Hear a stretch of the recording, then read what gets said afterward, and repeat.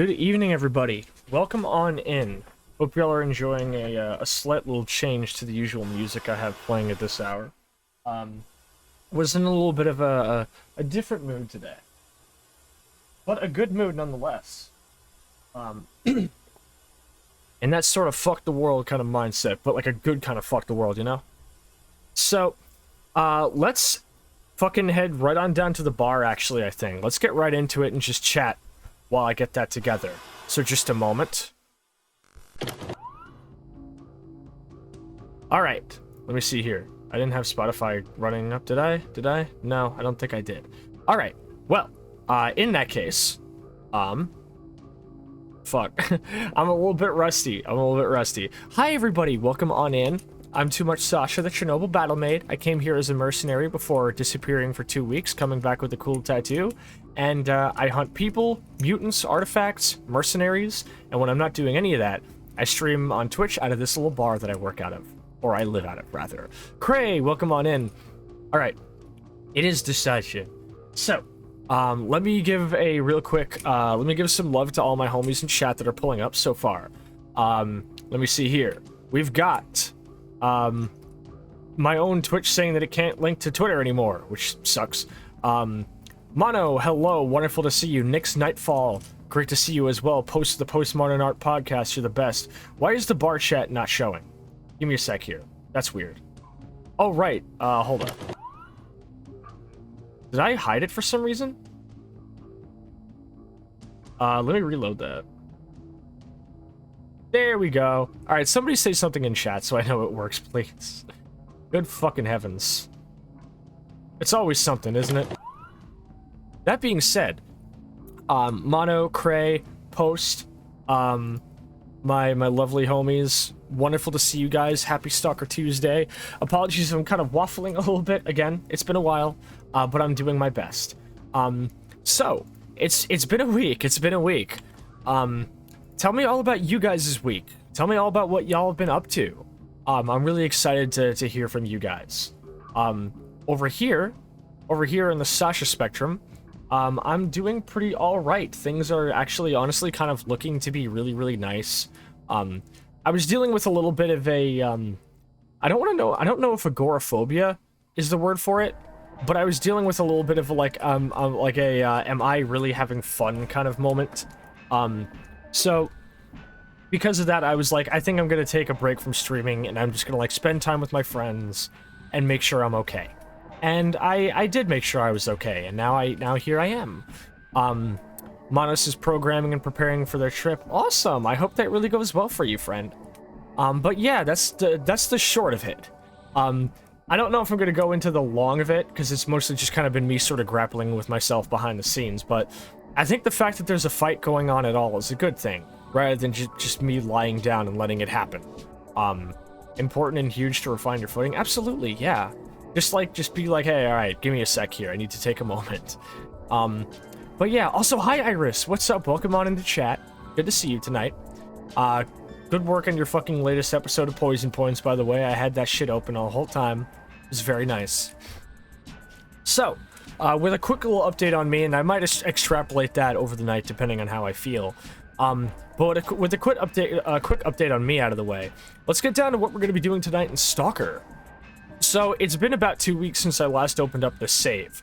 I have a nice little plan of things that I need to get done. I've got a little tour of duty across the zone to get done, as always, and I'm very excited for it. I did, of course, last stream buy a brand new weapon, so I'm excited to test it out. So stick around for that, if nothing else. 2 new weapons, actually, because I bought an AK and a Walther P99. So stick around for that. Hope it goes well. And I hope all of you guys are having a wonderful night. If not, I hope maybe I can make it a little bit better for you. With that said, let's get into it, shall we? Alright. Just gonna blast your fucking ears out with that. Thank you for the hearts, Iris. But yeah, so here we are. Actually, hold up. I'm gonna have to load that when I get into the save then. I was doing some debug mode silliness, loading up some weaponry and just testing them out for funsies. I'm also trying a couple of new things tonight. First off, I've changed the quality of my encoder to be a little bit higher quality, and I also changed my bitrate to be a little bit higher quality. I think I should be okay. Ben says, hello there, Sascha and chat. I hope everyone's doing well. It is wonderful to see you open chat tonight, Soulstone. Tell us all about how you're doing. I opened up tonight listening to some really nice fucking acoustic songs from one of my favorite bands. You know, we're chilling. Alright, so yeah, last time I opened up, it was nighttime as fuck. So, I'm having my boys wait. I'm having my man wait here. Thank you for the quick save, Mono. Does it count if it auto-saves when I go to sleep? You're quick on the fucking draw. I just loaded my save, you fuck. Jesus. Alright. I'm okay. Had to not go to work today because I went to sleep and woke up feeling not well. I'm better now. Saw you were live and wanted to stop by. Thank you. It means a lot to hear. And I hope your day gets better, friend.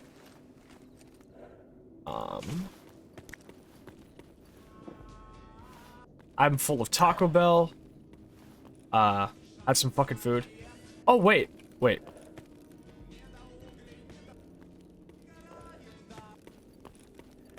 I don't think the music's supposed to be like this. Is it normally this loud in the bar? Hold up. Thank you, thank you. Mono's quickness is amazing. Jesus, the music in the bar is fucking loud tonight, homie. I am speed. When you finish a 6-hour shift in 3 hours. Also, I have something to show you guys. So if you guys go down into the little redemptions spot, the little channel points area, there's a brand new thing you can redeem. It's called RN Rampage Stream. I made sure to set it to be an optimally high channel point cost. But for 100,000 points, you can finally force me to play Redneck Rampage on stream. It doesn't necessarily mean it'll happen that night, but it does mean I will have to plan and execute in short order, as in like within that month, a Redneck Rampage stream. So, I am not telling you guys what'll happen if you redeem it. Some of my good friends in the chat have already seen what happens if you redeem it because I tested it out on them. But yes, so now if you so desire to make me punish myself, you can make me play Redneck Rampage, I guess. I don't know why you want to do that, but whatever. Let's take a look at our new tools here. The AK's canted sight is a little bit busted. A little bit busted. It's not supposed to be like this, I'll tell you that much. But we do have this AK. This is the AK-74M Beard with a nice couple of magazines filled up on it. As well as a brand new Walther. Viscera says Redneck Rampage is a masterpiece. Also, Automod withheld your message for having the word redneck in it, Val. Which I was about to address. I could not call the redeem Redneck Rampage. I had to abbreviate it to RN Rampage because Twitch thinks the word redneck is against TOS, or the Automod still picks it up. I tried, but I could not feasibly do it. Also, Nick says, punish in quotations. I see what you're getting at, you slick fuck. It is wacky. It sucks. Like, I mean, I don't know. I think it's important to note that the original usage of the term redneck was to describe people that were 1, anti-cop, and 2, workers' rights. Redneck, what rednecks used to be back in, you know, like a good, like, century ago is a lot different than what they are now. They used to be better. Way better. But yeah, I'm full of Taco Bell, I'm full of coffee, I'm raring to fucking go. So I've got a couple of missions here. First, I'm going to be clearing out, they said no classism, even though it's not actually classist. It is not classist. It is not anything. Okay. Do I have Skinflint's locked case? I should. I do. I'm gonna go deliver his case first. So we have a brand new AK and a brand new Walther P99. Here's what we plan to be doing tonight. we're going to first head to the truck cemetery. We have a missing corpse to find, a monster to kill, and then somebody to recover from for Sidorovich. After that, we will make our way on down to the Dark Valley, and from there we will head to the Darkscape. We will take up a contract killer quest to kill some mercenaries. Once that's done, we will head through the Darkscape into the Cordon. Come to where good old Sid is. Get some fucking fresh people grouped up with us, I think. I will then go with those people over to the meadow to pick up this detector prototype. From there, I will head to the Great Swamps to recover a tracking device. With both of these, I will head back up through Agriprum and into Yantar, and turn in the night there. So it's going to be a long fucking run. It's going to be a long run, but I'm excited. Mono says Darkscape originally part of Anomaly, or has it been modded in? I think I remember actually telling you about it in your chat, but Darkscape was originally a part of Shadow of Chernobyl. Darkscape was planned to be a cut level, and not planned to be cut, but it was a planned level in Shadow of Chernobyl, where the player character would be chased by a military helicopter upon exiting the Dark Valley. And from there, the whole idea was you would get into a Jeep, and then you would basically drive through this big fucking stretch of land back to the Cordon while being chased. It was a cool little thing. I fucked with it heavy. But it was like that. Truck Cemetery, however, is not originally from Shadow of Chernobyl. What else? I know Truck Cemetery was added. I think Meadow was added too. Meadow has a very, very liminal feel to it. It's kind of creepy. I like it. I remember you mentioning that. It's a lot of places called Dark. It's just the Darkscape and the Dark Valley. It's only two. And the Darkscape is called that because it's a landscape around the Dark Valley. Or, I made that up, but who knows? I could be telling the truth. You wouldn't know. You wouldn't know. I'm the Sascha expert here. The Sascha expert? Of course I'd be a fucking expert on me. I'm the Stalker expert.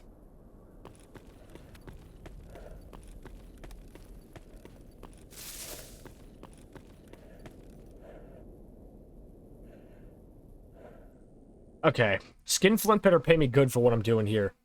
I went to a lot of fucking work to get this box for him.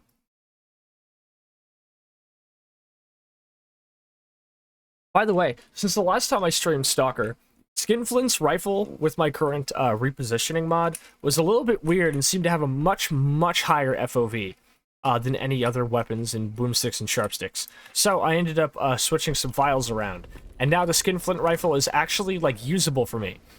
It is probably going to be the weapon I'll insist on using as soon as I get my hands on it, because it's beautiful, it supports suppressors, scopes, and grenade launchers all in one build. It's quite a beautiful weapon. I do it for a living. That is true, that is true. Mono is a professional, Wait, do what for a living? What was the question?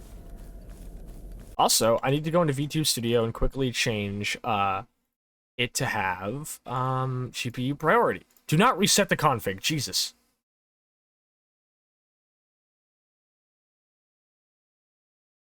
Where did the GPU, priority thing go? Did they get rid of that? Did they get rid of the GPU priority button? I'm not seeing it here. Like it's oh wait, no, it's a switch that you take at the start. Okay. So you could just have it start like always like that now. That's actually really good. VTube Studio keeps adding new features that are genuinely really useful. Here's a good example. They recently added a brand new type of face tracking, which uses Google Media Pipe. It's a neural network. So right off the bat, it's going to be a little bit shaky, but I think over time, as more people use it, it's going to improve its confidence. It's a really good alternative for the RTX face tracking if you don't have an iPhone or an RTX card. However, if you do have an iPhone, stick with that anyway. And if you do have an RTX card, just use the fucking RTX. Because the media pipe is still... It still likes to eat up your GPU and CPU much like any other. So I would recommend you to do that. I would recommend you to if you don't have an RTX card, but you would like to have really good face tracking, very accurate face tracking, go with media pipe. when I first tested out MediaPipe, it had a little bit of a really oversensitive mouth. It was like constantly thinking, like, because here's the thing, right? Some of you guys might not know this, some of you might know this, but I'm a mouth breather because I have a deviated septum, so I literally cannot breathe through my nose very well. Because of that, my mouth kind of tends to be a little bit agape sometimes, and it looks really goofy if you look at me in a photograph. But it has made VTubing a little bit difficult because I have to like tune my mouth settings to be a little bit more strict than most people would. So you don't see my mouth, you know, just hanging open all the fucking time. And Google MediaPipe seems to be very, very sensitive of that. So I had to make my mouth settings a little bit stricter with MediaPipe. But it's okay.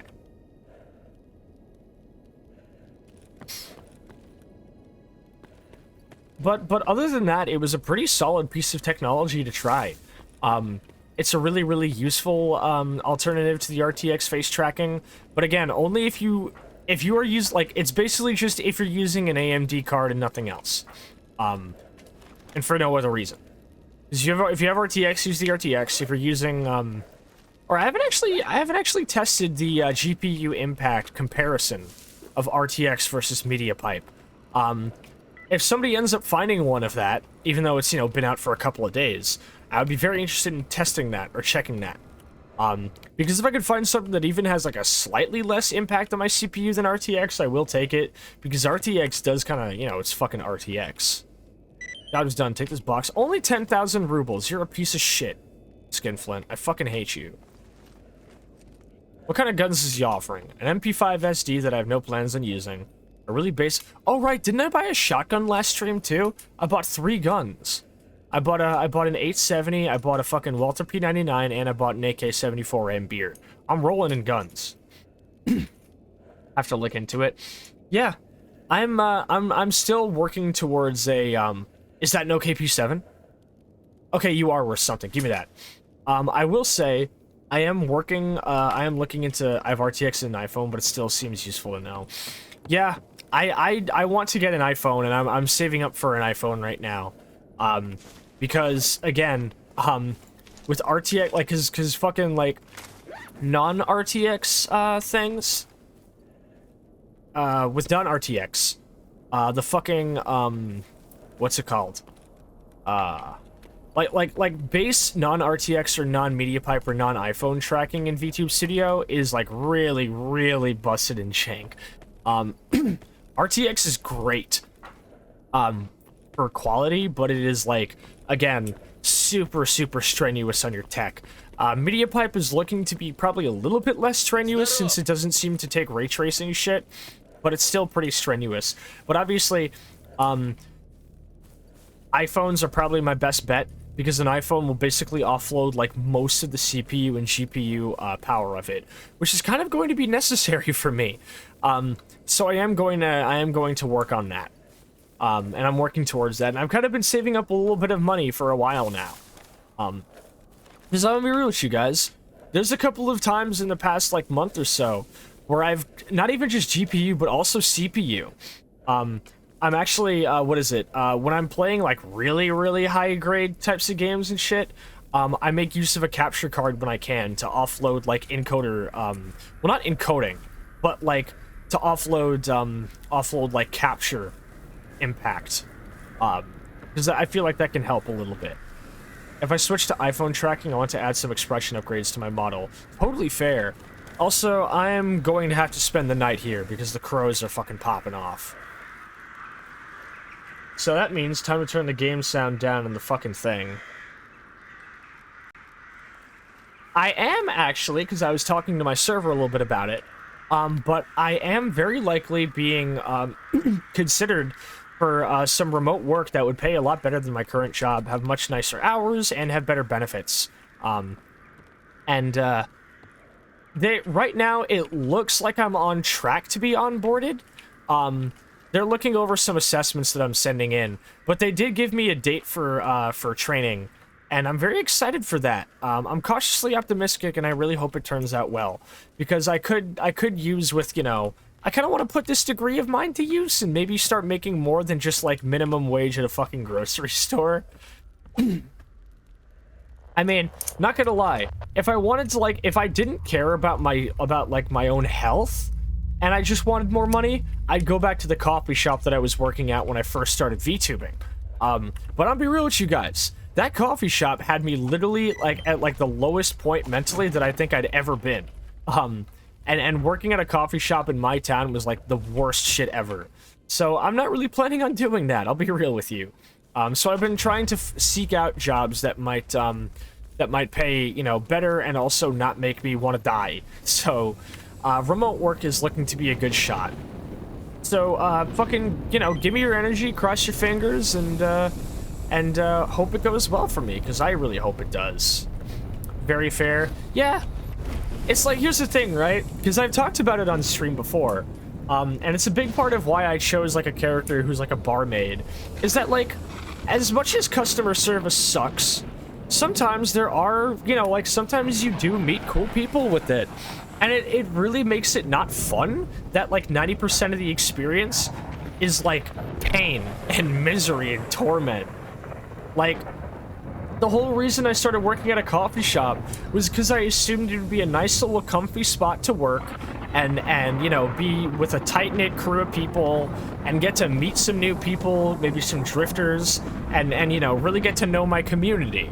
And the problem was, one, the tight-knit crew of people I would be working with was all high schoolers, and high schoolers are really difficult to work with when you're a mature adult who, you know, isn't fucking, you know, like, wiling out all the time.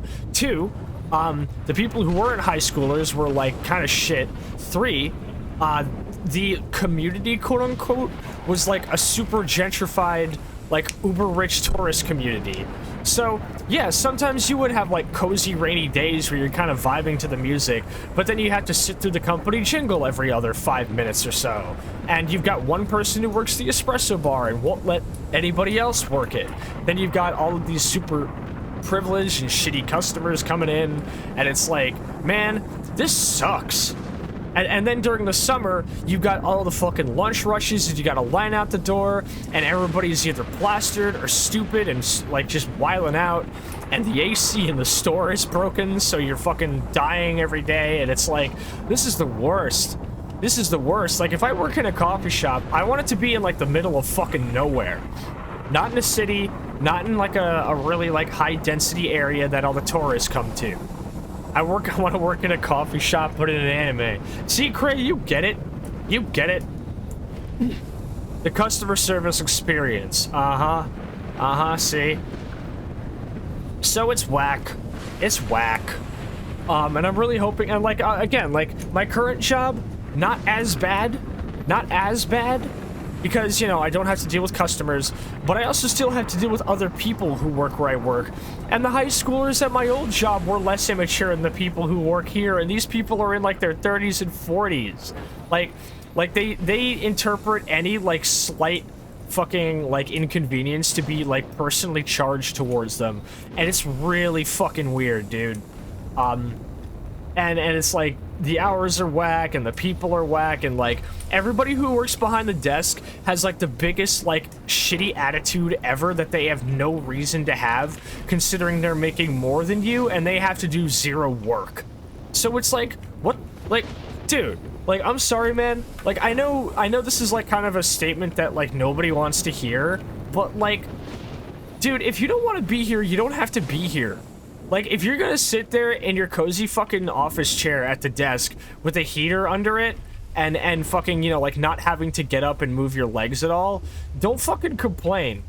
Don't, like, treat people like shit when they need help with something. It's like, come on, dude. Come on, just act your age. I feel like that atmosphere just drags other vibes in. Exactly. And, like, I try to stay in my own little vibes, you know? I got my headphones in, I'm vibing to music, I'm chilling. The past couple of days at work, I've been singing. I've been going up and down the aisles and just singing, because I don't give a fuck who hears me anymore. Like, people be looking at me when I'm, like, singing along to, like, Wonder Years and Shikari, and I don't give a fuck. I don't care anymore. I'm having a fucking blast. And I'm fucking running, I'm, like, keeping up a brisk pace. I was kind of in a slump. I was in a little bit of a slump for a while. And now I'm just like, I'm doing my best. Like, sure, I might be late sometimes. And like, yeah, obviously, if you like kind of treat me shitty, I'm gonna snap back. But like, I'm still doing my best. Like this, I'm trying to have a good vibe space, and I don't want you in it, motherfucker. So because of all of that, I'm really hoping that this current job opportunity I'm being offered, supposedly, will turn out well. It is especially like, it's weird, because it's like you're offering me like a job with really good pay that I applied to, when I don't have any experience in work like this, and I don't have any experience in like any administrative work, but you're offering me good pay, good benefits like a 401k and dental insurance, fucking like, you know, like flexible hours or whatever, and it's like, I'm like, I don't understand why you're giving this to me, because like I feel like I don't deserve it. I'd be happy to take it, but I feel like I don't deserve it. But then I remember, I have a degree. I have a fucking degree. I'm supposed to be making use of this. Like, I'm more qualified than a lot of people. I'm gonna need a little bit of, you know, I'm gonna need a little bit of brushing up when I get picked up on it, when I, you know, start training, but like, I'm a fast learner. So I'm really hoping it turns out. And I don't start training for like 2 weeks, so I've got that long to see if I might even put in my 2 weeks in my current job, but I doubt it. I think I'll just ask them to start toning down my hours. But aside from that, what is it? Then I've got like a 90-day probationary period, but I don't know, I hope it goes well. And here's the thing though, even if this job doesn't turn out and I don't, like, you know, I either get fired or some other shit happens, I could put that on my resume, and now I've got experience in this kind of work for the first time, when I've been trying to get a job like this for a year now. So I'll have experience and I'll have fucking my degree. So it'll be way easier to start, like, trying and trying again. It'll be really good, I think. It'll be really good. Because, yeah, I have kind of been trying to get a job like this for quite a while now. I think that's all good things. Yeah. Because I've been trying to apply to jobs like this since last year. I was doing it on Indeed, and now I'm using LinkedIn. And I've been fine-tuning my resume as much as I can. You know, I've been going to job fairs, and the job fairs from my old college were kind of leaving a lot to be desired. But it's okay. It's okay. I think I've been due for things to turn up. And you know what? Considering how things have been going in VTubing, I can already tell my turn up has been happening. Like this week, this past month, actually, like the month of June so far is turning out to be a really good month for me. Between appearing on Post Podcast and fucking something I've got coming up really, really soon, and you know, being featured on a really, really good like trans VTuber spotlight, and everything that's been going down, I'm really happy with how VTubing has been going, you know? I feel like this is kind of like for the first time in a while, this is me kind of like getting to a point where it's like, you know what? I'm hitting my fucking, if I'm like the soupy of VTubers, this is my upsides. if I'm the soupy of VTubers, this is my upsides. I've kind of settled into that state where it's like, you know, fuck the world and what it wants me to be. I'm being who I want to be, and I'm having a fucking blast doing it so far. And I'm really happy I'm making this my year, and I'm really happy that so many people have been pulling up to cheer with me and be a part of it as well. Even if they're like not even just like personal friends or anything, but like anybody in chat who's like having a good time when I stream. You guys are making this super fucking fun, and I want you to know that. Who you want to be is ultimately best for the world. Exactly. See, you get it. Okay, so here are the Glocks that I'm not repairing yet because I don't have any Glock mags. I don't have very many of them, and nobody that I can buy from is selling them. I forgot I could put a hollow sight on this thing. Oh, this kind of sucks. It's fun to be here. Yeah, because, like, if I can be a little bit open about something... oh, this is a Picatinny Weaver. No wonder it is weird like that. I bought the wrong OKP7. But I was gonna say, like, if I could be a little bit transparent about it, following the re-debut and appearing on the podcast and everything else, and how things have been going since I became Live 2D, I kind of hit a little bit of a slump. I kind of hit a little bit of a mental health dip. And a big part of it was because I think I've noted that as soon as I start, like, realizing that I'm, like, getting eyes on me, it makes me really, really fucking nervous. And I started getting kind of, like, you know, I started getting really, like, I don't want people to look at me kind of feeling, you know? I don't want people to perceive me, I don't want to be seen, you know, I wanna just kind of exist in a space where nobody can see me but the people I want to see me. And that will just kind of happen from time to time. It's not a super new thing. It happened last year after my PNG debut as well. It's just, it's fairly natural, I felt that. But with me, it's a little bit stronger. I don't know if it's the neurodivergency, the trauma, or what else. But, like, you know, as soon as that starts to happen, I start feeling weird. And y'all know that I've been kind of doing my best to champion the positivity, the defiant positivity. Like, things aren't super okay, but I'm still doing my best, and that's everything to be proud of. That kind of energy. And you know what? It's funny that I call myself the soupy of VTubers, or I joke about it, because I kind of started to hit the point, kind of like when Soupy, like when the fucking Suburbia album dropped, because I started to feel like, well, I spent all this time trying to champion, like, and by all this time I mean like 2 months or so, but I've spent this time trying to champion positivity, but I'm like, I don't even know how to be positive, dude. Like, I was like, I'm kind of struggling. I don't know how to do this. And it scared me. It really scared me to look at myself and realize that, like, I'm getting people telling me that I'm inspiring them to you know, like, feel better, or at least try harder, or inspire them to have hope. And I'm like, bro, I'm, like, fucking struggling to keep hope. Like, I don't know if I'm the person you want to turn to. But it's like, that doesn't matter. That doesn't matter. Because if anything, the fact that I'm struggling makes... If you're struggling, it makes the fact that you can have hope so much more inspiring. If you're really going through it, the fact that you can still stand up on your own and say, hey, I'm here, and I'm fucking busting my ass to make this shit, you know, worth it. That's something to look up to. That's something to really be proud of. Being inspiring doesn't mean you have to be inspiring every day. Exactly. So that's kind of a little bit more about what I was dealing with. Was like, you know, going from, like, kind of all of a sudden realizing I had eyes on me, and then saying, okay, it's time to fucking, you know, like, it's time to stand up. It's time to start being a good influence. It's time to start really kind of, like, using my platform to bring hope to people. And then looking at myself and saying, wait, I'm kind of having trouble being hopeful right now. I'm having trouble being, like, you know, the super positive person. And now it's like, you know what? If I'm having trouble being positive, that's okay. Because as I stated in the beginning of the stream, it's okay to have a fight going on in you, because if there's a fight, that means that you're still trying. And Lord knows I'm trying. And just like the whole Suburbia album thing, it's the idea of, like, yeah, things suck and it's hard, but I'm trying. And the fact that I'm trying is everything to celebrate. So I just want you guys to know that, you know? It might seem like it might seem hard to handle if you're having, like, a war within yourself, but, like, a war within means that you're doing your best. Kim Tustis, holy shit, thank you for the 10-month sub. Enjoy that nice diamond, that nice diamond radiation logo. I have to drill some holes in my drywall. I hope this stream improves your day. It already is. I'm honestly having a blast just chatting and getting to talk to you guys.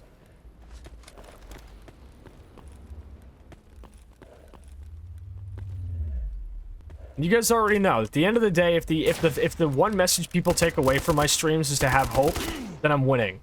What the fuck? Hold up. Sascha, when she not only forgets to load her shotgun, but does not bring any ammunition for it. Ay. Alright. Time to go back and fucking get some ammo, because I'm not coming to the truck cemetery without shotgun ammo. No fucking way.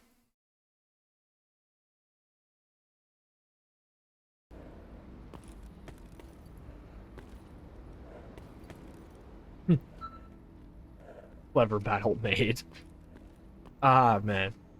Now I'm just thinking about that line on Suburbia, where, or what is it, the fucking line on And Now I'm Nothing, where Soupy's like, I dreams of myself as the Allen Ginsberg of this generation without the madness, talent, or vision. So you know what? I feel like I want to be the Soupy of VTubers. I want to be this, or maybe being the Soupy of VTubers isn't the best idea, but like, I don't know. If there ever was like somebody in music who I related to as an adult, it's Soupy. I used to be like a fucking like Parker Cannon is so me kid, and now I'm like, nah, I'm in my fucking like mid to late 20s, and Soupy is the biggest vibe ever. Mana says, I do not want peace, I want problems. It is better to work through problems and grow than to stagnate without issues. Exactly. So you get it. Because adversity isn't something we bring on ourselves or something we deserve or something that is necessary to happen. But adversity is something that, you know, is something that we still need to work through. And nobody's alone when they handle adversity.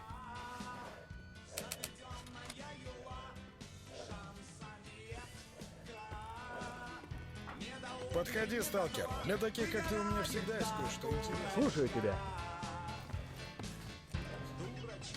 Here we go. Do I want to bring these IEDs for dealing with the military? No, because I'm already planning on bringing a lot of shit back when I come home later, so no. Get out of my fucking way. Igoryak Cutter. Clear Sky member. Я так понимаю. Раз начальство там чего... Not really many people I can recruit here. All the stalkers are off to hunt for artifacts at this time of the day. I'd be having a devil of a time. You've motivated me, so now I'm back to the programming mines. Well, I hope it goes well, Mono. It's been wonderful to see you in chat tonight.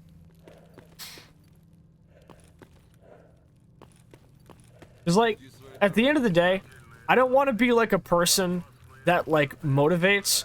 I want to be a person that like inspires people to find that within themselves, you know? Like, I don't want you to look to me as a source of guidance. I want you to just, like, be spurned into being like, alright, maybe I can do this. Maybe I can do this. I stay in these Unity mines lately. Oh god, Nyx. You are braver than I. Unfortunately, I am not really much better off than any of you guys, because I'm off to the truck cemetery. I got my work cut out for me tonight.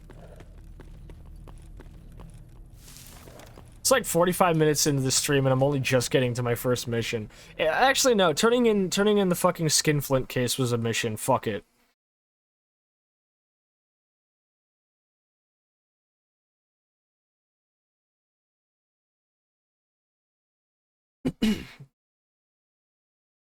Wow, drug-making kits are used for crafting drugs? That's crazy. I could never have guessed in all my years.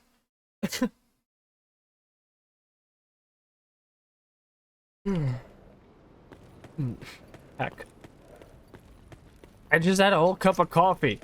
Honestly, you say things that I relate to, and knowing how hard it is makes me inspired and proud of you. Well, thank you, Cray. You're a very, very good influence to be around in terms of energy. Get fucked. Wish the fucking reloading DOF wasn't so strong so I can actually see shit.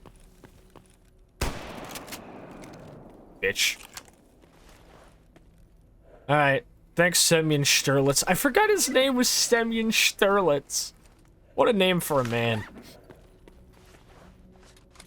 Alright. Well. God, does it have to be so fucking British today, though? Jesus Christ, man. I can't see shit up in the clouds. So many days in the zone feel like you've died and gone to purgatory. Just like the fucking gloomy. It's like not even gloomy. If it was gloomy, the sky wouldn't be so fucking blinding. Like the sun woke up today and decided to start picking its fucking heaviest fights with the visibility. Like, oh yeah, I know it's foggy. I don't care. I'm pulling up. Type shit. Same vein as what Cray said, every time I come into a STALKER Tuesday stream, I have to hold myself back from continually saying so true, bestie, at your wisdom. I don't know if wisdom is the word I would use. And in line with the idea of me just taking after some of my favorite, you know, musicians and vocalists, vocalisms. Because at the end of the day, I'm like, I've said it before, but I'm like, I want to be the trans femme VTuber equivalent of Scott Vogel.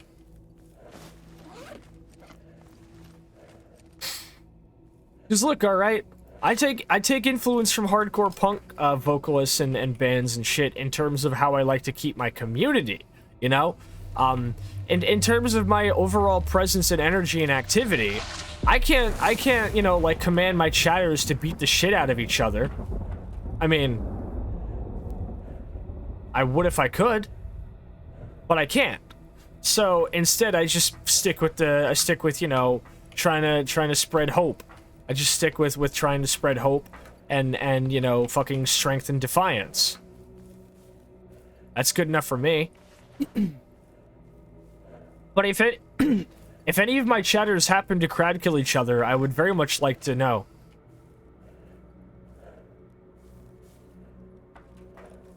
I have a couple of chatters who are likely to crowd kill each other, I think.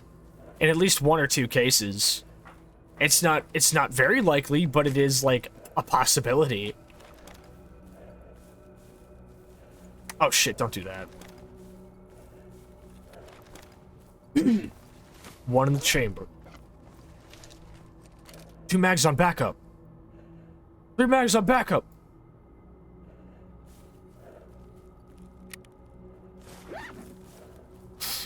Okay, so I'm gonna put a pause on the vocalisms for a second.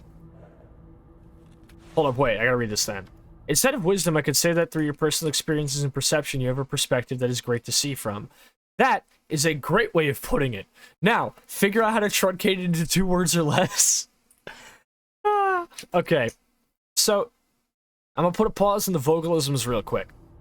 This is my objective for our first run of the night. What the fuck is that noise? Hold up.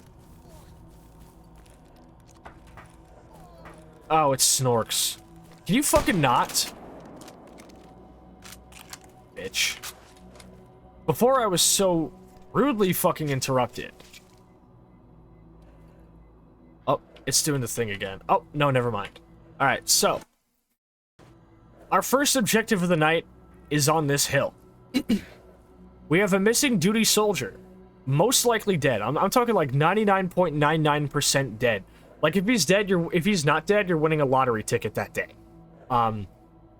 His carcass, complete with his personal effects, are somewhere on this hill. We have to recover them. Secondly, the very likely reason he's dead is also on this hill.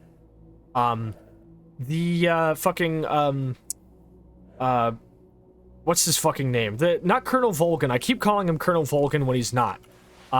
Who's the guy who gave me this job? Who's the guy who gave me this job? Veronin. Colonel Veronin has tasked me with killing an extremely dangerous mutant sometime on this hill. Apparently it's mainly nocturnal, but I think I can coax him out at daytime too if I'm careful enough. What this mutant can be, this quest is a very common quest that he can give, but what this mutant can be is always different in most playthroughs. At one point it was a pseudo-giant, in another it was multiple bloodsuckers, in one it was just a single lurker. We have no clue what it could be, but I won't find out until I get up there. So, we have to recover a body and also kill the thing that created it. I think I know which one I'm prioritizing first. So let me make sure I've got proper mags up in my vest, and we'll be all ready to go. I'm actually keeping the knife in my close slot. Because knife fighting that bloodsucker proved to be pretty good, except for when it crashed my game 50 fucking times. I like the suspense. Look, alright.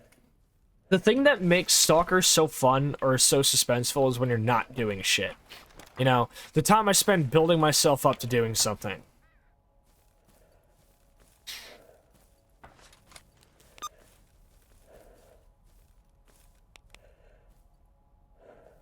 Wait, what the fuck? Huh?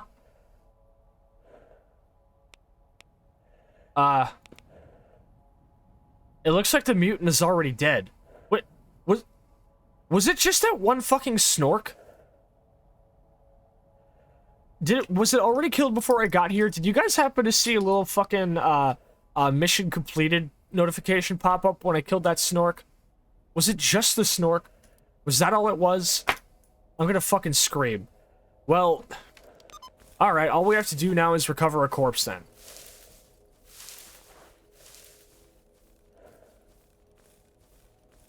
Alright, show me the body. Fucking all that build up for nothing.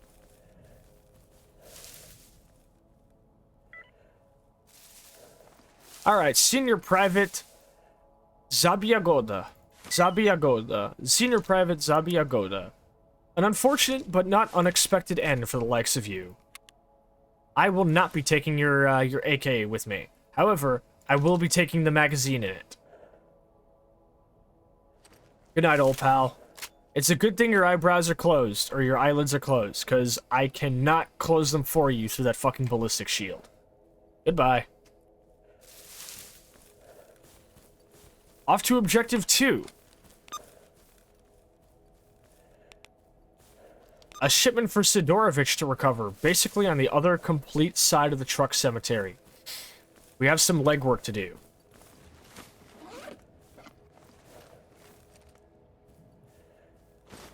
I've also made a grave mistake, and I forgot to bring some fucking water with me. Did I really forget to bring water?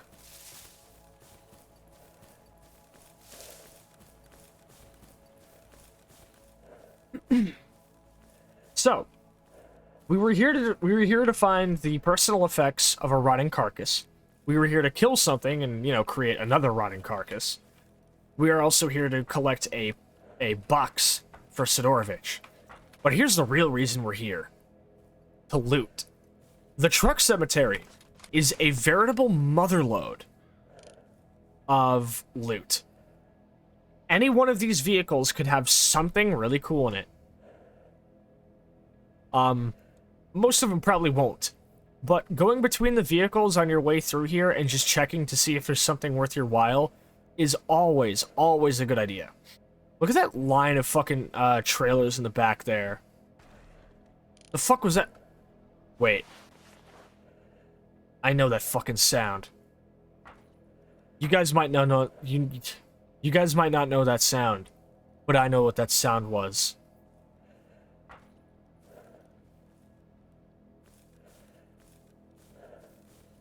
That sounded like a chimera. Watch that just have been my footsteps and I'm freaking myself out over nothing. No. I played this game for too long. I know what that sound is. That's a... Yup. I hear him now. A chimera, Nix. Imagine a lion with 2 human heads.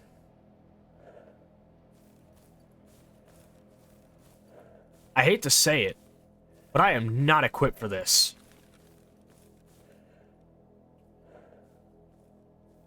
A shotgun and an AK.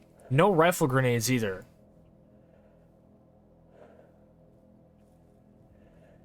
The best thing we can do is get as far away from this fucking thing as possible.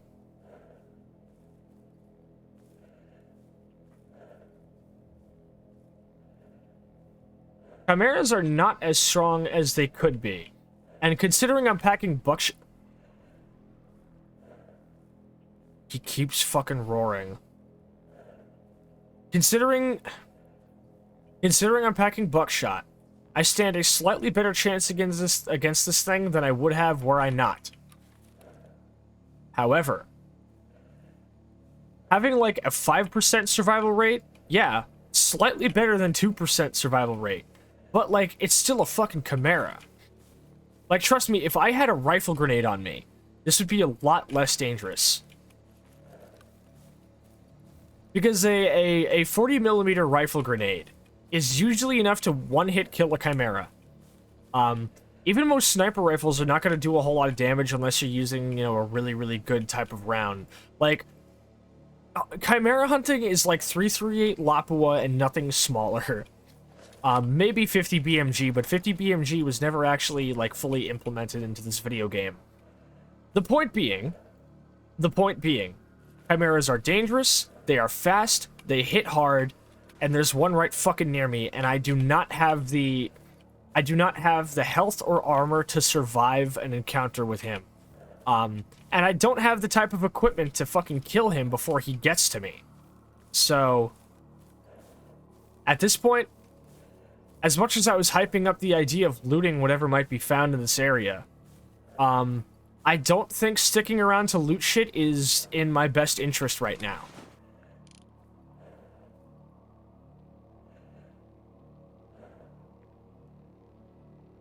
That's a pseudo-giant over there.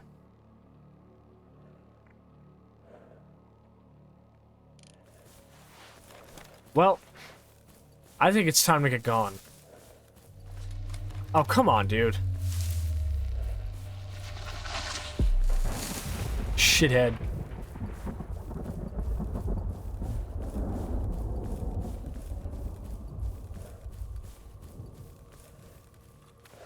Well, we should be outside of the Chimera's range.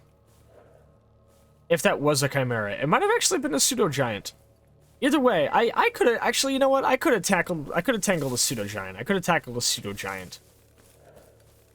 Pseudo-giants are strong and they hit hard, but they're not the worst thing in the zone to encounter. They're also slow and stupid. The pseudo-giant is infinitely, like, more damaging and more, like, and harder to kill than a Chimera, but a Chimera is worlds more dangerous because of how fast it is. Here we go. Here's another man's personal effects to take off of his corpse. Romka Old-Timer. Met his bitter end in the fucking truck cemetery.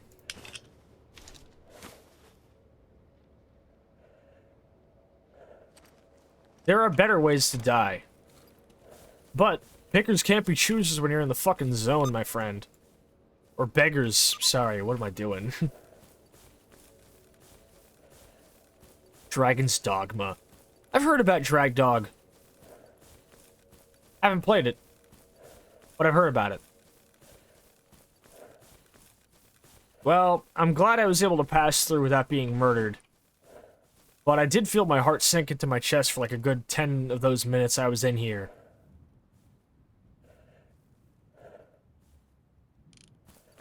Even if you live, the zone always takes a little bit of payment.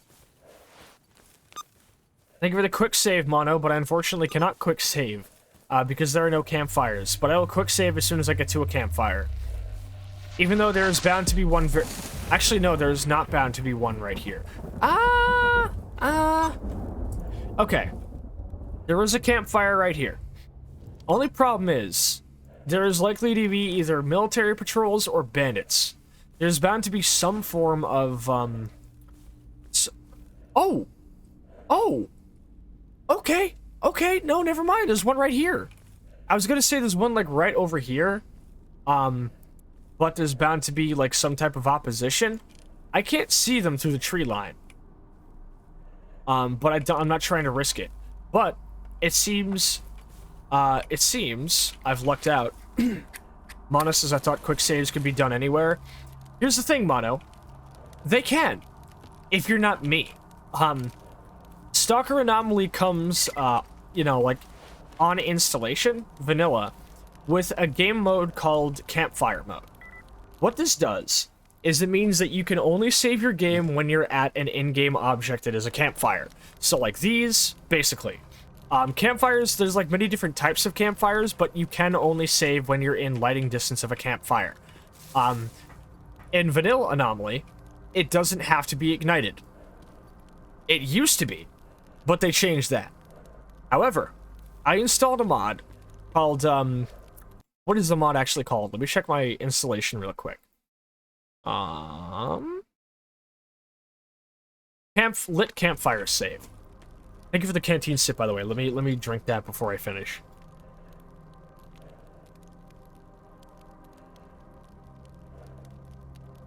So I've installed a mod called Lit Campfire Save. The purpose of this mod is primarily to make it so that you cannot save at a campfire unless it is lit. So, depending on your situation, matchbooks can effectively become a very necessary item for saving. Matches in my build are basically like ink ribbons in Resident Evil, but it goes deeper than that. The mod also makes it so that you cannot save at a campfire if enemies are in close vicinity. So save scumming in the middle of combat is no longer a viable thing. You cannot save if it is currently in a mission. Also, saving skips time ahead by 30 minutes in-game. So you can save, and then things can be a little bit different when you come back. However, you can just kind of skirt that by loading the save, because it skips time ahead after saving. So you go to the campfire and you save, it saves, and then time gets skipped ahead. So if you just load your save, time is no longer skipped. It's a little bit janky. You could be killed by something after saving and then load the save and it won't be there anymore because time wasn't skipped. But the biggest issue with the campfire saves is, one, a lot of levels have very, very few and far between campfires. A lot of levels in like, what is it? The radar in Shadow of Chernobyl, the truck cemetery here being a great example, the Darkscape being a horrendous example. Hold up. The Darkscape is a horrendous example. Where there are like basically like no campfires whatsoever. It's horrible. So if you're in a level where there happen to be very, very few campfires, it makes it hell. Here's what makes it worse. If it's raining like this. Because even if a campfire item or a campfire object is not exposed to the outdoors or the sky, air gets humid during a rainstorm. It gets wet. And it makes it very, very difficult to light a fire, even if there's already kindling present, like there are at any campfire site in Stalker. So, you get a rainstorm condition, congrats fucko, you've lost your ability to save until the sky clears up. Normally, I myself in this present moment would probably be dreading this rain, but I'm actually excited about it, because one, here's the main reason. The bandit base is right here. The bandit base, like the whole bandit stronghold, is literally right here. And low visibility works wonders for keeping stealthy. It will take us a little bit longer to get across the dark valley, but if we keep a low profile and keep it to the outer edges and hide in the grass, they will not see us. If it's broad daylight, and I'm trying, like, if it's broad daylight and it's a sunny day and I'm crouching around, they'll probably, like, raise an eyebrow when they look at me, but eventually they will spot me. Here, however, in a heavy rainstorm, as long as we're keeping to, like, the far sides of the valley, we'll be okay. Nick says, I like these survival aspects more than the ones I normally see in games. Yeah, well, that's the thing, again, is that most of these things are all things that you can add into Stalker through its modding systems. Anomaly even doesn't normally come with these systems, but I've added them myself for fun. Again, Anomaly did used to have, campfires requiring them to be lit to be saved at, but they changed that after, sometime around like 2019, I want to say. There are more still, and other mods that I've downloaded and installed, but haven't used in a save in a while. One such example being RZ's Dynamic Radiation Overhaul. This mod changes quite a few things. The first of which being that radiation is now a dynamic and constantly moving thing. You have to check your weather systems to see where the wind is blowing from. And if wind is blowing from an actual like source of radiation, like radioactive areas, and the wind is blowing towards you, you will begin to get irradiated. Just as well, you have to constantly check dosimeters because the game will no longer give you a readout on how much radiation you currently have in you at any given moment. This is the military. I'm going to load a save because I don't want to have to deal with these guys. So, you've got radiation that is constantly moving around now and is more dynamic and at times even random. Your only way of checking it is with a dosimeter. You don't get a heads-up display warning about it anymore. But my favorite part of it is that it changes radiation to be much more realistic in how it operates. It doesn't just start killing you. Radiation doses can be much more realistic in length. For example, they go up to a much higher level of millisieverts per person. And depending on your millisievert dosage, you can start off with a very low radiation dosage and you can be totally fine. However, if you start getting really, really high dosages, you start to experience, you know, health loss. Health loss is sort of like symbolize internal bleeding. Vomiting is sort of represented by lower stamina regen because you're constantly hungry and tired and thirsty, and you're retaining no water in your body. So, I'm not super interested in the aspects of RZ's radiation overhaul that do things like make radiation dynamic or change the weather aspects, but I am interested in the parts of it that do things like making radiation act in a more realistic sense in terms of how it affects the body. Realistically, in any playthrough with RZ's radiation overhaul, your character is going to be irradiated for like 90% of your playthrough. Because the big thing is that it also makes it so that most items that would reduce your radiation dosage in Vanilla Anomaly no longer do that. Water, cigarettes, and even alcohol do not reduce radiation levels as well as they do in Vanilla Anomaly. And because... Wait, what is that? Ooh, I want to grab that. Because of that. Because, hold up. God, sorry. Because your anti-rad items don't normally affect radiation as well as they would in the vanilla game, you can still buy, like, anti-rad drugs. And those are your main purpose of getting rid of radiation. But they're rare and expensive. So until you get money together to buy anti-rad drugs, for most of your early game, you are going to be irradiated. For most of it. And of course, because of the radiation is a little bit differently acting, you could be irradiated, but it's not going to be killing you. It's just going to make the early game a little bit rougher and a little bit more strenuous on you. And I really like that experience with it. Grok also created a body health overhaul system that makes it so that your different limbs have their own separate health bars compared to your overall body health systems. And if you were to start taking damage to these limbs, they would break and make certain aspects of the game a lot more difficult. Broken arms would make aiming more hard. A broken head would result in constant headaches and flashing vision. Broken legs means that hurting will hurt your overall health. So it's cool. The problem is that the directional damage has nothing to do with actually where you get shot. It's entirely random, which kind of removes some of the fun of it. Not to mention how the game actually operates in terms of this health. How the game actually operates and how you regain this health is kind of bullshit. So, like, if you start losing, like limb health, you can use things like, like medkits or stim packs to temporarily restore this health. But in order to, like, permanently restore the health again, you need to start using other items, some of which can be very, very difficult to obtain early game. So early game fucking sucks because of that. So, like, the fact that it, like, makes it really hard to, like, recover body health, or, like, body part health, combined with the fact that body part damage is entirely random, makes it a very, very unappealing mod for me. I would love to play on it more, but I feel like it makes the game a little bit too Tarkov for me. RZ's Radiation Overhaul I do want to play a stream with, or at least a game with. I want to see about doing a challenge run or something where I have the game on its highest difficulties, and I have to journal my experiences. Okay, we have to run. We have to run. We've been spotted.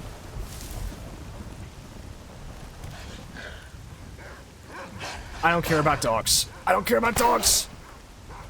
Get me out of here. Get me out of here. Shoot the dogs, you idiot.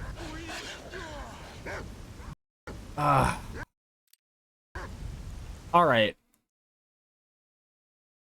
We're going to have to just run here, I think. Coming out of the truck cemetery into the Dark Valley is always a very, very difficult task, because the proximity to the bandit base means that you're just kind of going to get attacked. Ignore combat, stop stealth. That sentry is going to see us if we don't clap him. Maybe I could just make a move to kill him. Hold up. I can see him in my binocs, but actually hitting him is going to be a little bit more difficult. I was so proud of myself for grabbing that artifact. Hold up. I'm going to try a Dark Souls 2 trick.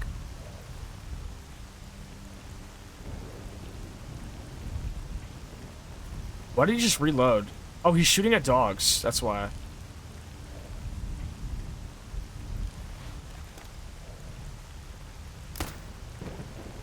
Wait, did I get him? Holy shit! I hit him! I think I killed him!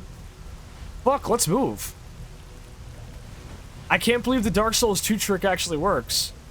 So, for those who don't know what I mean by that, by the way, in Dark Souls 2, a common strat was to aim your lightning bolt miracles by fucking, what is it? Pulling out the binoculars, aim? To aim your fucking, lightning bolt miracles. And then without moving your reticle whatsoever, you would then actually fire the lightning bolt miracle. It was really fucking cool to see. Oh, fuck. Shoot them, please. Please kill the dogs. Please kill the dogs, man. I'm asking you to do your job.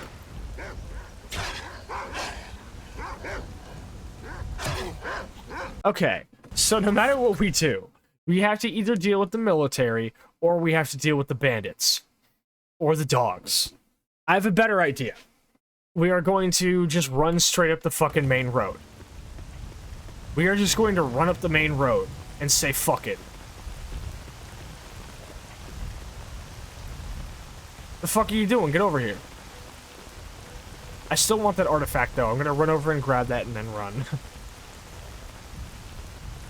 So Anomaly has so many different systems and things you can incorporate into the gameplay just through mods and add-ons alone that weren't even intended with the main game. And most of these mods, thankfully, are pretty compatible with each other. Either they have compatibility patches. If something is like outright not good with another, most mods that like if a mod maker is like, hey, this is like not really compatible with this, usually it'll be something prolific enough that he will leave a note for it. Either there's a compatibility patch that is made to make them work together, or he just straight up says, hey, don't use these together. The main thing that was keeping me from using RZ's Radiation Overhaul was my Artifact Renovation mod, which kind of unbalanced how artifacts and radiation work. However, I've uninstalled Artifact Renovation because it breaks the economy. It makes it stupid.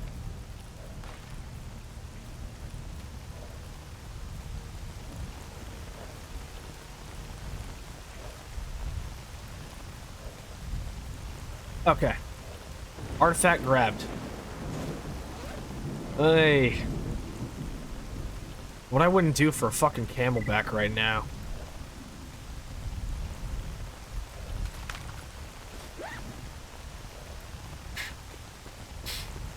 Alright. Let's let the stamina regen, and let's get ready to move. Oh, he's full on shit already. Fuck! God. I forgot to let Semyon fucking drop his shit off when we got back to the bar. Fuck me. Alright. We're gonna have to stop back at the bar then, huh? Shit me, dude. Do not engage with bandits. And the military would fucking be here too. Just keep running. Just keep running. Keep running until your legs don't fucking move anymore. Ouch. That hurts.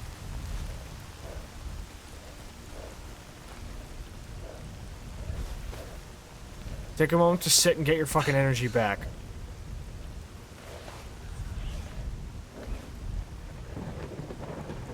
Hi PK, what's up? How you doing tonight? Good to see you. Welcome on down. Happy Stalker Tuesday. I'm fighting for my life out here in the Dark Valley.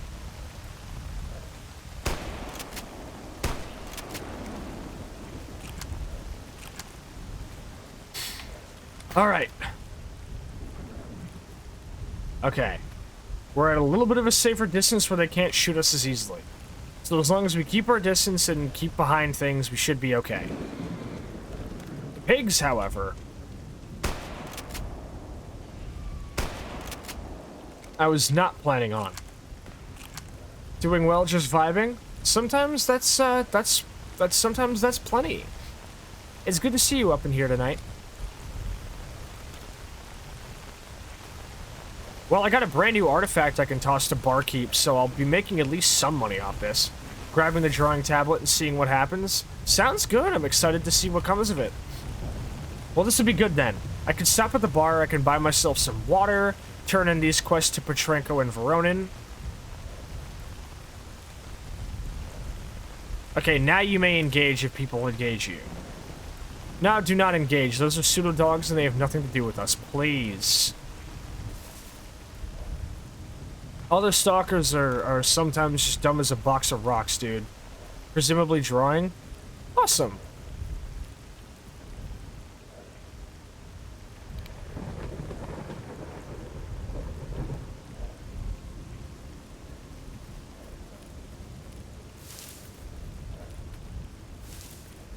Here goes.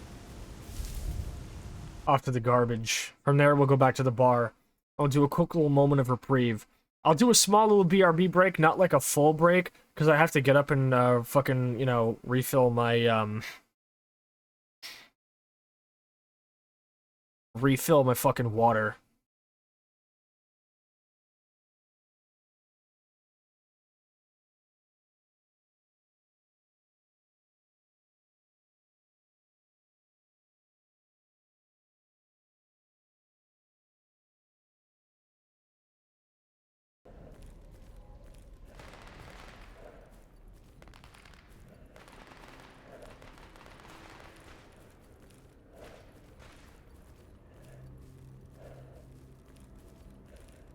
Alright. Here we go. The rain has cleared up, thankfully. Just in time for a nice fucking bleak-ass afternoon, anyway. Head to the bar, refill water in-game, refill water in real life. Drop off some equipment. Gunsmithing tools! Oh, yes. Oh, yes. I could not be happier to find these. I've been in desperate need of these. Let me check something, actually. I haven't checked my in-game frame rate. Lovely gray smear of a sky.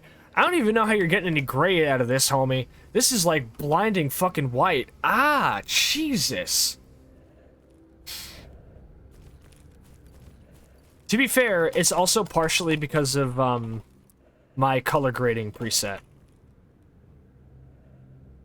So if I turn it back to CFG load grading vanilla...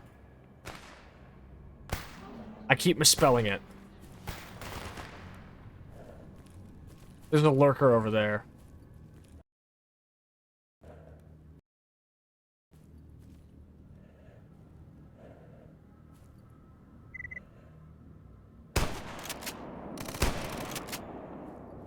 Damn. Close one. Irish mist, as my parents would call it. Hold up. Now it's still bright, but now the ground isn't as bad, I guess.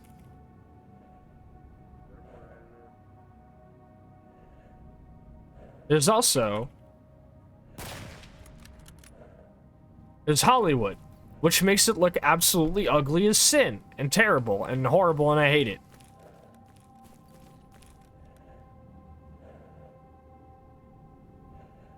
There's warm, which kind of, you know, sort of boosts a little bit of the warmer colors, like the reds and the oranges. It's a little bit more of an earthy look. And then there's CFG load grading cold, which kind of tones down that and boosts a little bit more of the blues, but it doesn't boost the blues and cold tones to the point where it starts to look awful. Yeah, see, Soulstone gets it.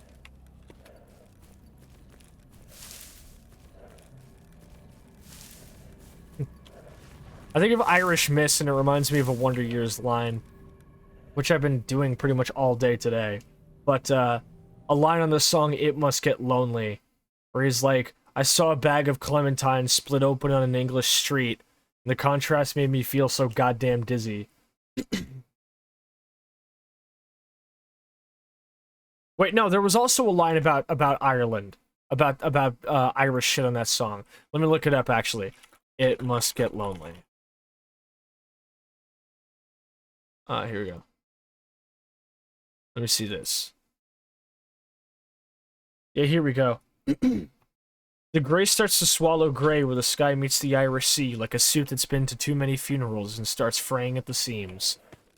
I saw a bag of clementines split open on an English street, and the contrast made me feel so goddamn dizzy. That song's amazing.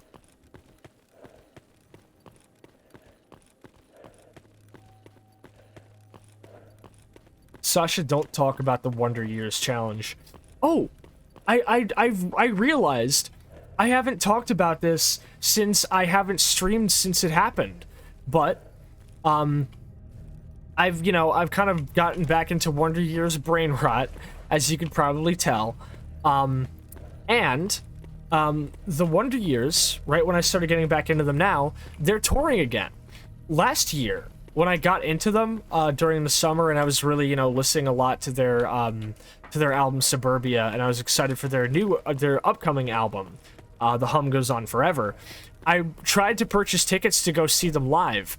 That ended up falling through, and I ended up not seeing them, which kind of made me sad because considering the atmosphere of Hum Goes On Forever, I was worried that maybe the band might not be a thing anymore. But not only are they still a thing, but they're still making really good music. And they announced that in honor of their album The Greatest Generation turning 10 years old this year, the album that I was going to do a stream of in May and ended up not doing, they not only released a sort of cleaned up and remade demo track from that album's sessions, but they are going on tour to celebrate its anniversary. They're probably going to be playing it in full every night of that tour. So I secured 2 tickets for a show, and I'm kind of scouting out people to go see. This means I'm going to finally be able to see a band that I've been listening to for a decade now. Granted, I haven't really been listening to them as tentatively as I've been listening to them in the past year. I'm glad you're getting to see them. I'm glad I'm getting to see them too. Next, I still want to listen to their music with you. I want to listen to their music with you. Because, as a high schooler, I didn't connect with their music very well. As a high schooler, it was oh, this is, music about where it's, whatever. I'm not sad anymore. Cool, I guess. And now, as an adult, you go back and you listen to albums like Suburbia and Greatest Generation and Sister Cities and Hum Goes On Forever. And you know that one Danny DeVito clip where he's like, oh my god, I get it. That was me as a 25-year-old listening to Suburbia for the first time in years. For the first time in fucking 5 years. Sitting down and listening to Suburbia and being like, oh my god, I get it. It just hit different. And then you listen to their newest album and you hear him talk about, fucking how he's raising a kid for the first time in his life. When on Greatest Generation, he sung about how he's oh, I'm 26 and all the people I've graduated with all have kids, all have wives, all have people who care if they come home at night. Did I fuck up? And now he's got a wife and a kid, and he's writing about his kid when he said, when he writes lines like, I've never been so afraid of failing at anything, or saying, you're the reason I don't want the world to end, and you're like, oh man. Dan's a fucking amazing fucking writer and vocalist. Never ever going to get sick of the stuff that he makes with Wonder Years. I have not listened to much of Aaron West and the Roaring Twenties. I'm sure they make good music. I haven't heard any of it though.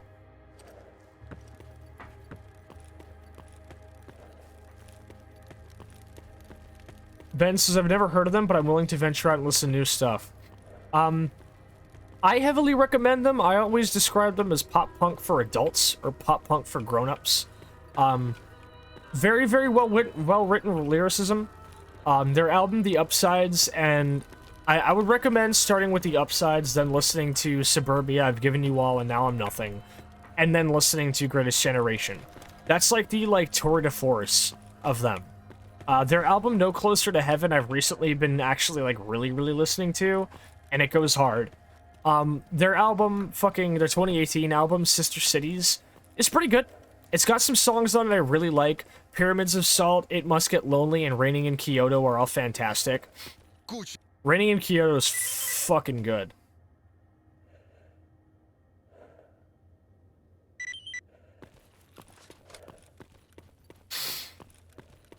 But yeah, start with the upsides and work your way up from there. But I will say, like, I feel like whether or not you like them is entirely based on how you relate to these ideals, because their music is very core to a very specific type of sort of mood. And the type of mood that they always write about, or at least that, like, my favorite albums from them have written about is, I'm in my mid-20s, I have no clue what I'm doing with my life. My efforts to either expand or grow or do things that feel like they would have any consequence outside of music, from, you know, moving out of my parents' house to trying to find a job or having a relationship, have all ended disastrously. These aren't things that are making me give up, but they are things that are making it very difficult to feel like it's worth, you know, trying harder.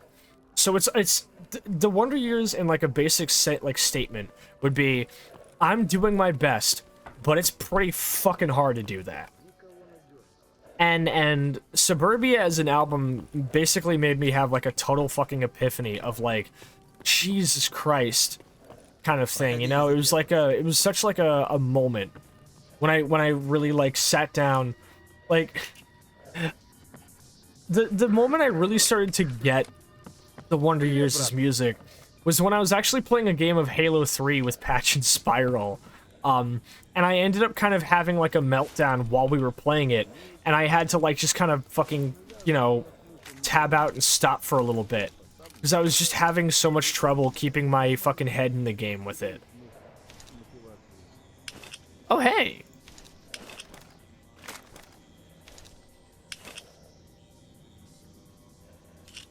My companion over here is carrying a weapon that I can use. Most of these are weapons I can use, actually.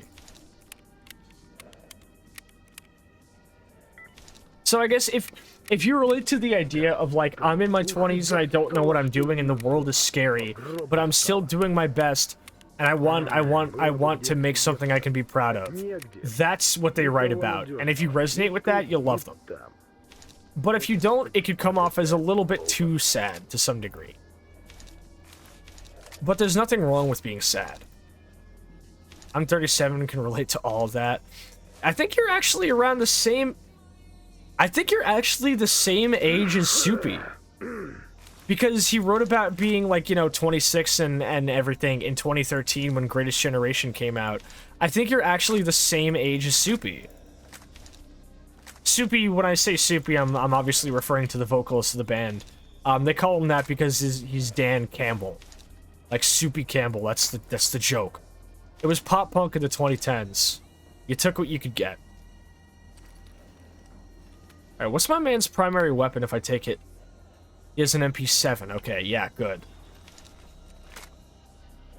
These are a lot of guns. I'm gonna have to start disassembling these when I start getting the right tools.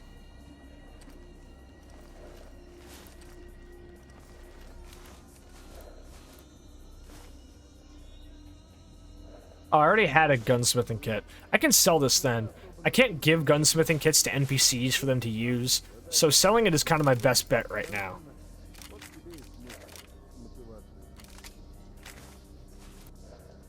Also, I think I found my new favorite scope for this gun. Because I have an actual, like, an actual dovetail OKP7. That's cool. Yeah. But yeah, what ended up happening was I was playing Halo 3 with some friends, and I don't know what made this time different because I'd been listening to the Wonder Years while playing Halo with them for a while, but at some point that afternoon, I just kind of like, as soon as like the last 2 minutes of the song And Now I'm Nothing hit, I just broke down. I like felt all of this kind of like I think it was the exact same things that I was talking about earlier this stream. Because, like, this was, like, pretty soon after I had made my VTuber debut. Pete. Is that Skinny Pete? Hi, Vex. It was pretty soon after I had made my VTuber debut. So, you know, like, I was feeling a lot of that pressure, a lot of that people are looking at me, I have a lot of eyes on me, I'm scared and I'm freaked out and I don't know how to handle it kind of vibe. And I think that might have contributed to me having a little bit of a meltdown and being scared that, like, my life was kind of changing, you know? I was at a job I couldn't work at forever. I was starting to expand and people that I didn't know were starting to know about me, and it scared me. And the fact that life was changing, and even though it was changing arguably for the better, the fact that my life was changing was scaring the shit out of me. And so then as soon as I heard like the last 2 minutes of And Now I'm Nothing, I fucking lost it. And I couldn't keep playing Halo, and I couldn't hold a conversation, and I just kind of quietly fell apart. And then I was like that for a couple of days until I started to realize why I was like that. And I climbed out of it. Because it was just like, well, things are scary. But, like, if they're scary, that means I have things that I'm happy about, that I'm scared of losing. So, like, why not look at that as a good thing? That I have things to really enjoy and cherish and hold close to me. That's a good thing. And that was part of what helped me kind of figure that out the first time it happened. The second time I'm experiencing something similar, I'm not sure. But I'm not doing this alone, and that's all that matters. And after a good week of just kind of taking some time to myself, it's helped a lot with navigating these sorts of, you know, this sort of scary feeling, you know? I get what you're saying. It is a good thing, yeah. I had a similar experience listening to a song by Enter Shikari called, what is it, Elegy for Extinction. It terrified me because I'd never really heard a song that's so, like accurately sort of put together, a sort of, like... I'd never heard a song that talked about the apocalypse the way that Elegy of Extinction talked about it. And it terrified me as well. And then I was like, this is a good thing, though, because it means that I am no longer bitter and like, ready for the world to end. It means I've found things that I love and I don't want to lose, and the idea of the world ending scares me now. You know? It's weird that I have my epiphanies where I realize what really makes, you know, what really means the most to me because I'm terrified of losing it. I suppose it's not super uncommon, but it's still poignant to think about. Alright, so here I am at the bar. Thankfully, I am not going out on this expedition with, you know, without plenty of ammo on me.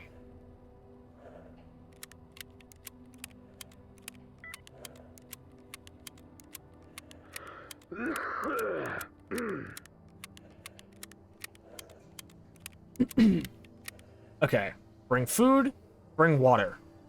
Simple as. Since I have some fuel, I can probably cook some food too, actually. I think I'll do just that. Do I have fuel? No, I don't, actually. Never mind. I have a field cooking kit, but I don't have any fuel to use it with. What am I going to sell? I guess I'll just sort all these guns out later. I have a PL-15 as well. PL-15s are good armaments. Happy about that.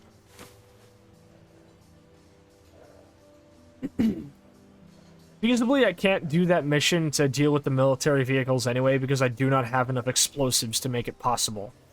I'm going to have to wait that one out. Don't need this. Gonna buy more matchboxes, more medical supplies.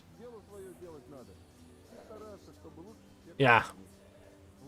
I think I see what I need. I'm good on weaponry, though. I'm totally good on weaponry.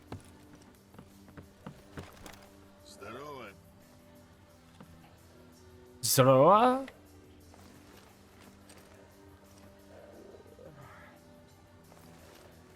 Unshaved barkeep is unsettling to me. I wish to unsee it.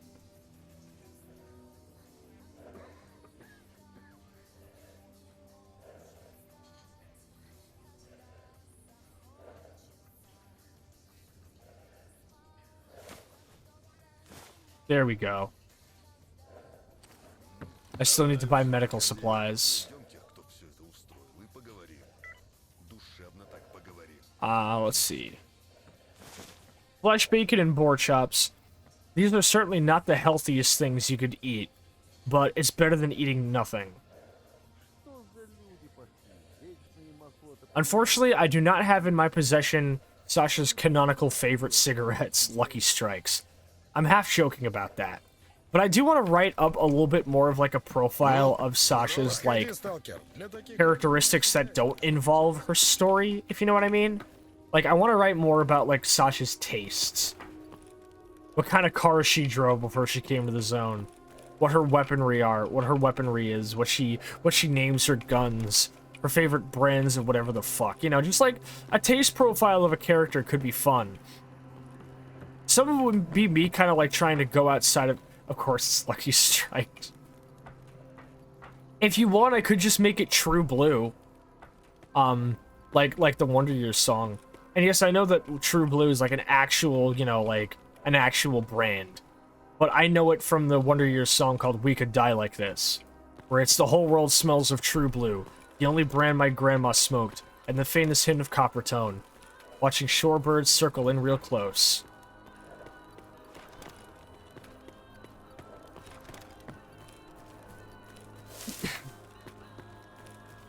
God. It is a shame that I ended up missing the Greatest Generation anniversary.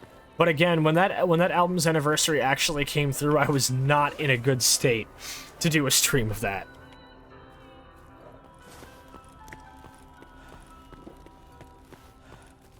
Alright. Drink up, motherfucker. Peace, sunsets, and long walks on the corpses of our enemies. I mean... Well, alright, I don't have to make the document anymore, because PK just did it here in the fucking Twitch chat. Alright. I'm just gonna copy-paste that into a Word document and call it a day. I'll credit you or something, I promise. There we go. Here we go, look at that. OKP7, baby. We got a laser, a fucking suppressor. Nothing on the Walther P99, but we do have the shotty.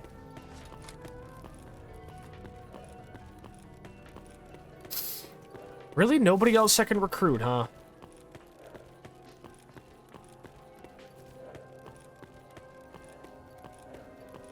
Maybe one of these guys. Oh, they're Clear Sky members. What about you? None of them feel inclined to speak to me. PK's a genius. Indeed. Also, I meant to respond to this because Vex came in while I was on a tirade. But I'm doing okay. I've been kind of struggling a little bit, but I have a lot of reasons to smile and a lot of things to be proud of. And those are why that in spite of my struggle, I'm having a great time. And I hope you guys are having a great time tonight, too. Bitch.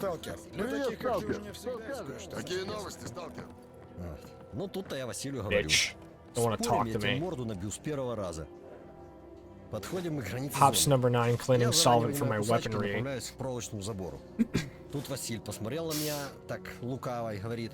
Glad to hear that. You're doing great, and I can say I'm having a great time. Awesome! Ну, я сходу врубаюсь, отвечаю. А я за 6. А я за 5, за 4, за 1. Нифига себе, думаю, как это он собирается осуществить? I'm gonna have to go through the garbage then. So I'll probably bring some mutant parts to give to old Butcher. What else? Василий, шлеп рядом со мной. Ну шо, бабах. We got radio protectant, psi block, caffeine pills. Do I not have any more energy drinks? No, no more gamer subs in the zone. That's okay. Куча народу сейчас прибежит с автоматами.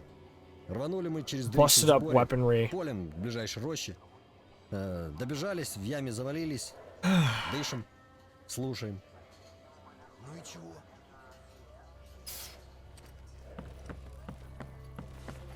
Alright. I'm going to quick save.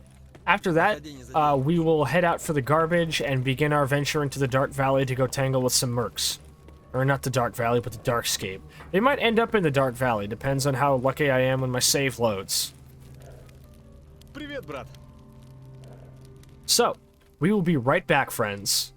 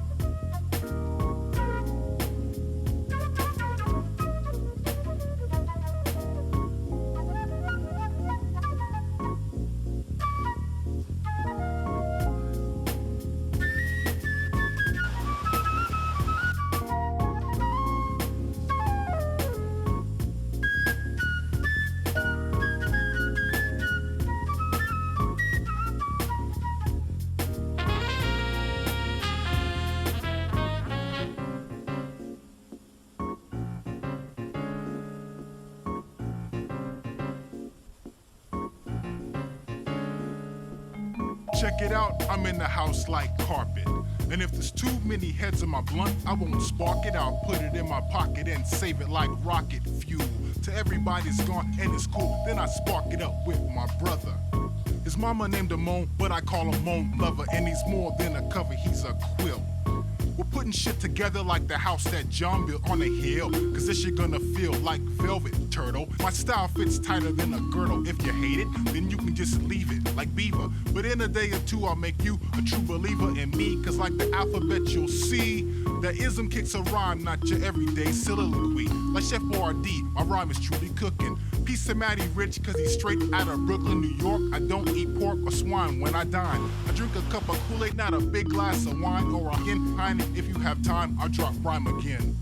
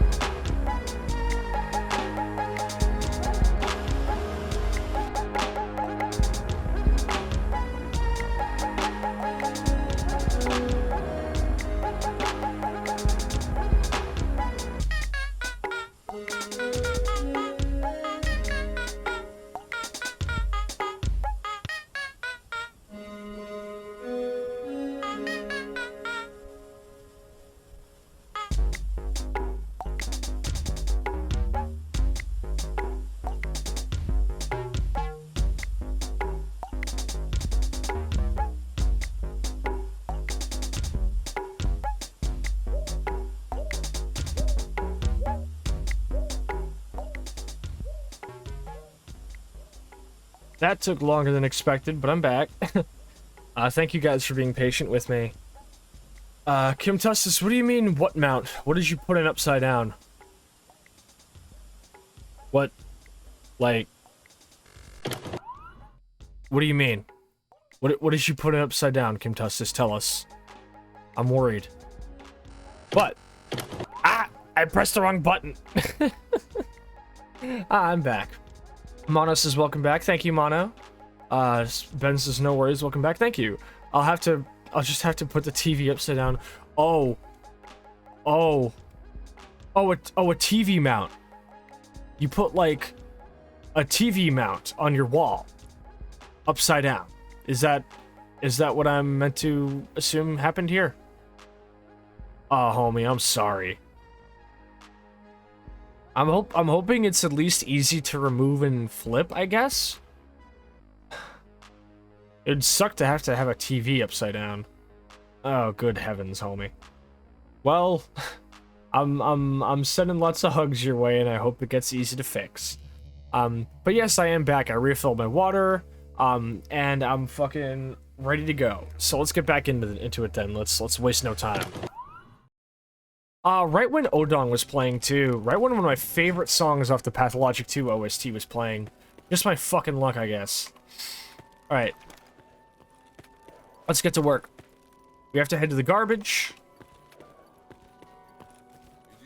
We'll head on down to the garbage. From there, down to the Dark Valley. From the Dark Valley to the Darkscape. From the Darkscape down to the Cordon. From the Cordon we go to the Meadow, and then to the Swamps. I've got a lot of work cut out for me for like a 2-hour run, but I'm confident. I could just cheat and have a guy bring me a little bit closer, but what's the fun in that?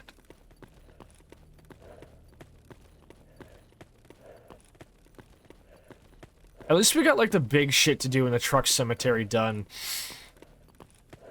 Ay. This AK does look nice, but I wish its canted sight wasn't busted. Because that is not how that works. Jesus. I've got like a fucking sore on my gums, dude. Sucks.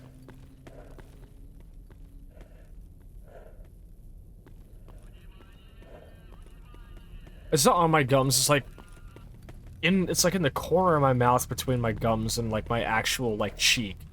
Ooh. Horrible. Look at this goofy rifle.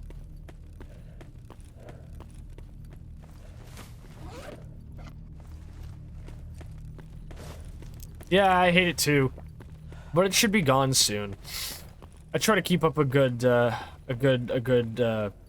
teeth pain. It does suck, but I'll live. I've had worse. Lord knows I've had worse. Yeah.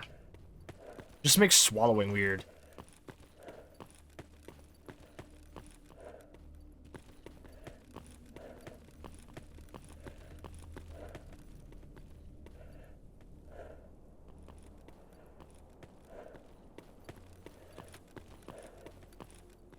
Okay. Shit, I should have tried to see if I had a camelback in my stash. Oh well. It is what it is.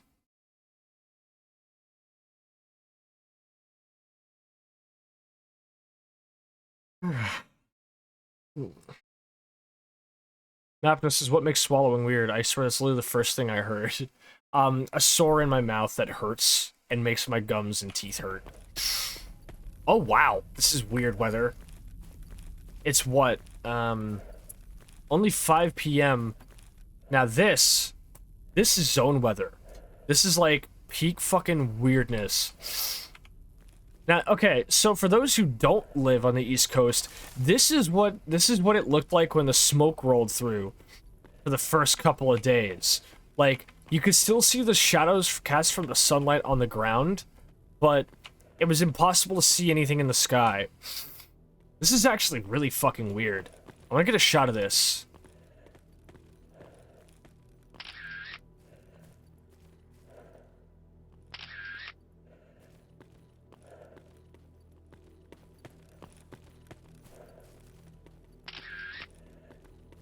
How strange. Well, off to the Dark Valley, then. Oh, wait. I'm in the garbage. I have to turn these mutant parts into Butcher. What do you see, boy? It's just a bunch of fucking fleshes, dude. Foggy. Yeah.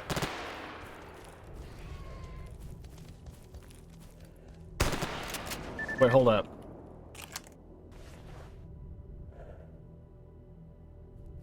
Okay. Because if I did have a color grading file that turned up the yellow, if I turned up the yellow here, it would literally look like how the fucking how my state looked during the fucking smoke rolling through. Hold up.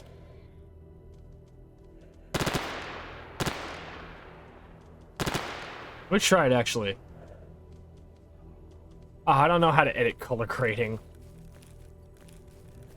It's a shame I can't save right now, because the combination of the sunlight shining through the fog and the clouds is so literally perfect to how it looks when wildfire smoke blows through. It's wild.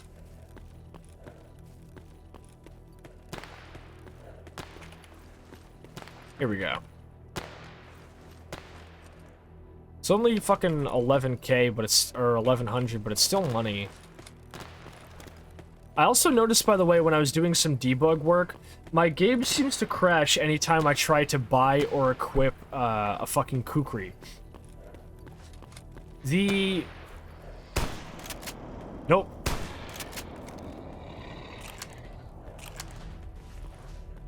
And I don't know why it does that. Mono says it's really fun to see the same locations I've seen in Shadow of Chernobyl recreated here. I mean, recreated is a little bit of a stretch. Because it's basically the exact same map data and everything. It's less recreated and more ported. However, if you are noticing certain levels that you've been to in Shadow of Chernobyl have things a little bit different or moved around, there's a reason. And that's because any maps in Anomaly, or rather Call of Chernobyl, technically, any maps in this, like, you know, sort of like basic like mod setup that are from Clear Sky, like, here's the thing, Clear Sky features most of Shadow of Chernobyl's locations as well, but obviously a little bit sort of changed, and they have more stuff in them. So, because Clear Sky changes some of these maps a little bit, if there's a level in Call of Chernobyl, and thus by extension in Dead Air or Anomaly, that was in Shadow of Chernobyl and Clear Sky, they tend to go with the Clear Sky version because it is a little bit easier to port into the newer X-Ray Engine versions. So, you're primarily just seeing either maps that are outright ported from Shadow of Chernobyl, or maps that are ported from Clear Sky, which were, of course, kind of just ported from Shadow of Chernobyl, and cleaned up a little bit. But it is still interesting, I imagine. Locales from Shadow of Chernobyl, you kind of feel like you don't really have a whole lot of time to spend in them on your first run.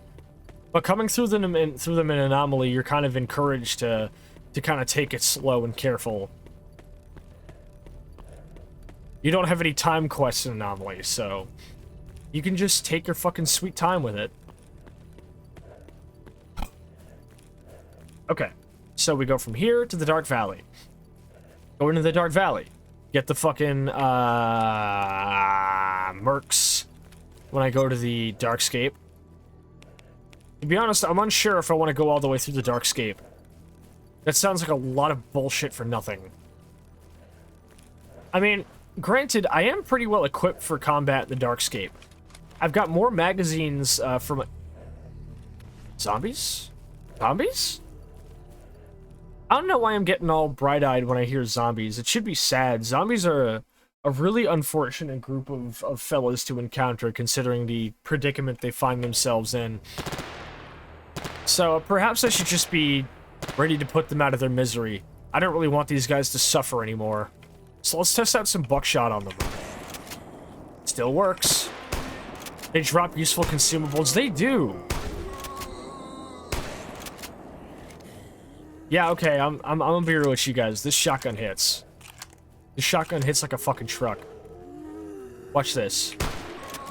Like it skips the part of their cycle where they lie down on the ground and they can get back up again. And you have to, like, do more damage. Ouch! Because normally, if you're using, like, an AR or a pistol, shooting a zombie, they'll get back, like, they'll get on the ground, and then you have to, like, you know, shoot them before they get up again, and they will get up again. But with this thing, I'm doing so much damage in a single shot at point-blank range that that little state you just saw here didn't even happen.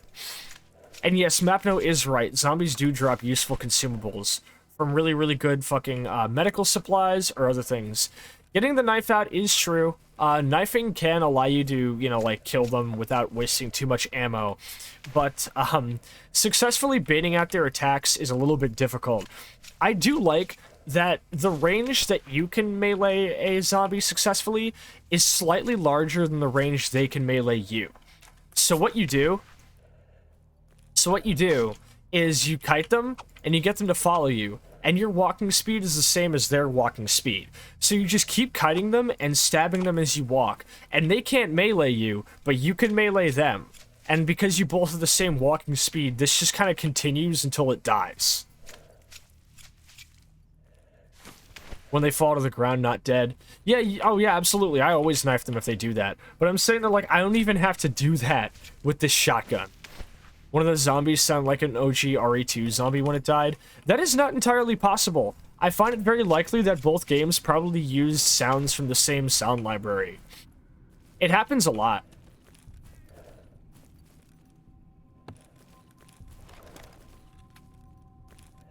For example, a couple of sounds that you hear in Doom, the original Doom, are also used to make sounds for the Bloodsucker and Stalker.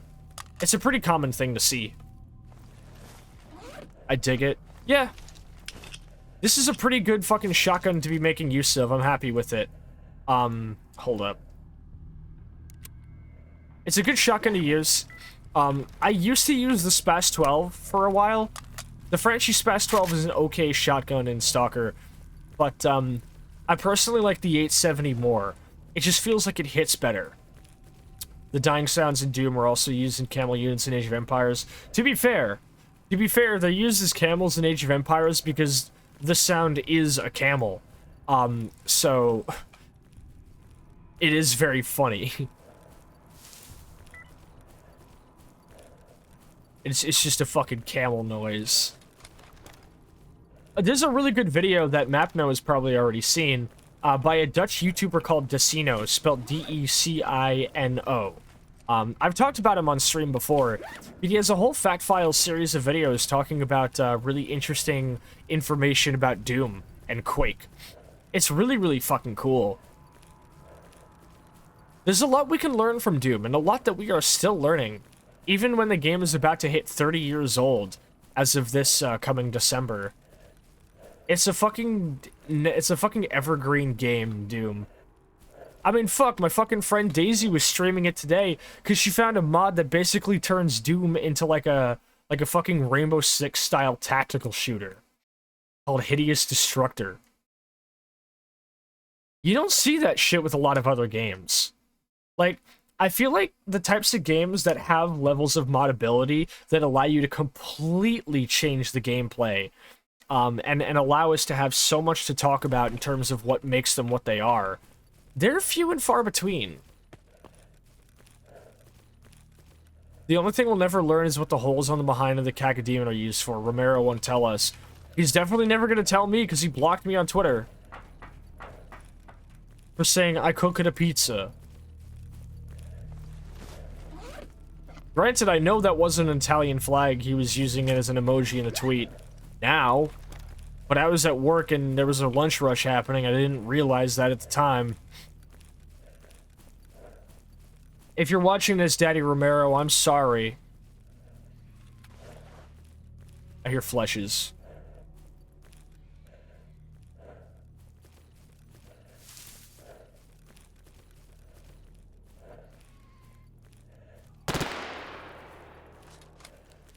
Hey, wait. No, they're not in town today.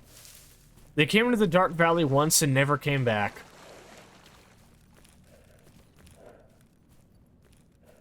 It sucked too, because it made it so clear to me that, like, attempting to make use of 45 ACP ammo, when you're dealing with any type of armored target, is just a terrible idea.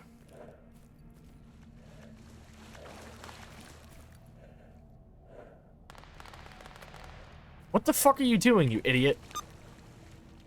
He's getting involved in a fight with the fucking bandit base now. Have fun. I'll do my best. Ouch. That burnt fuzz do be hurting. Spores that I don't have time for. And now my helmet's all cracked because of that shit.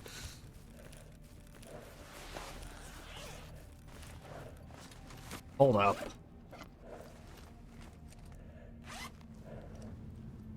Okay. It's currently at 93, and this has a... Yeah, I might as well bring it back up to full. Companion AIs hyperfixating on a fight. It's especially infuriating to me when they hyperfixate on a fight when I have them set to pacifist mode. Eventually, they give up. See, look, here he is.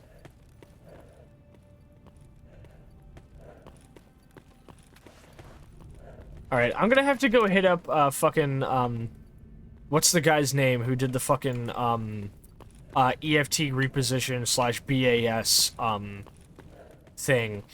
And be like, hey, dude, the AK-74M Beard's canted animation is all fucked up. He'll probably listen to me. Matt is re-screwed in. I'm so close to having Sascha in 4K on the big screen. Oh!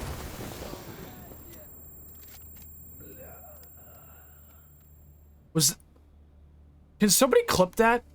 Was that a rocket launcher? Was that a fucking rocket launcher?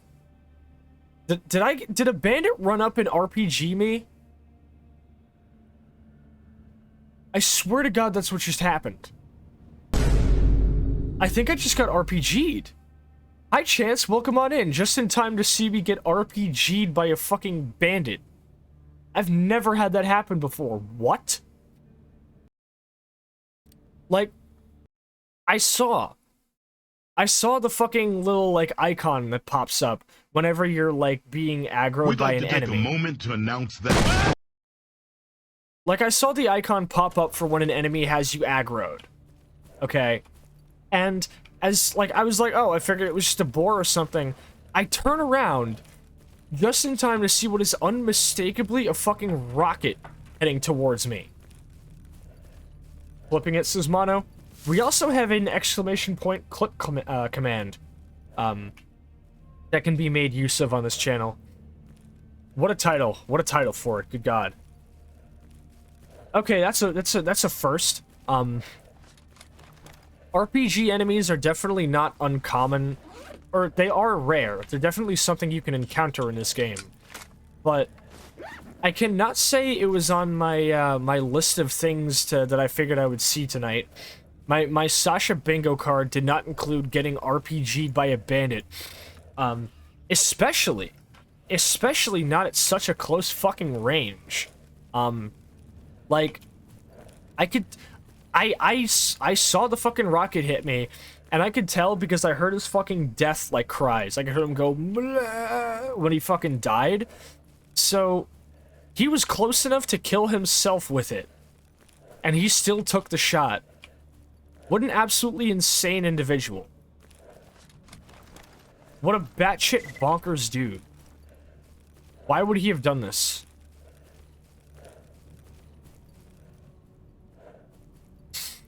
Now I need to know where the fuck he came from. Like, we are so far from the bandit base.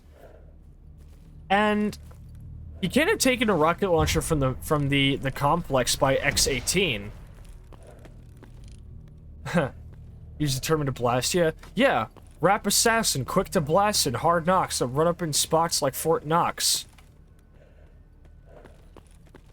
No, it's hard rocks that run up in spots like... There he is! There he is.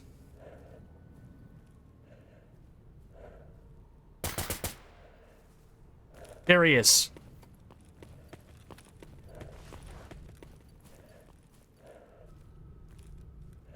Or not? This is an SKS Molar.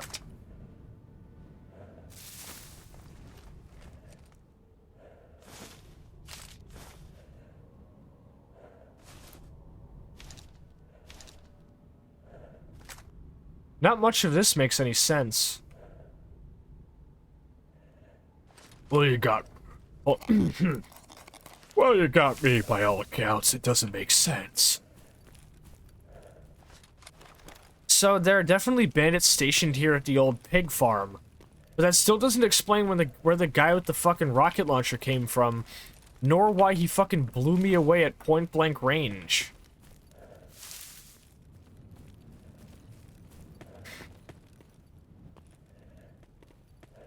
Like, what? I'm not mad, I'm just fucking confused. I'm gonna save and investigate this.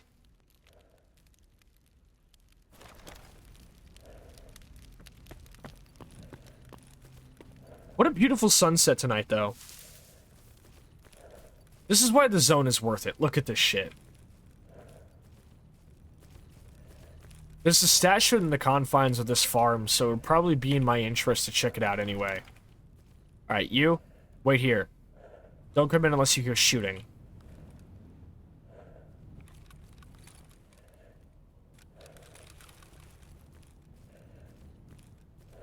Delicious radiation. Installing this little fucking gun...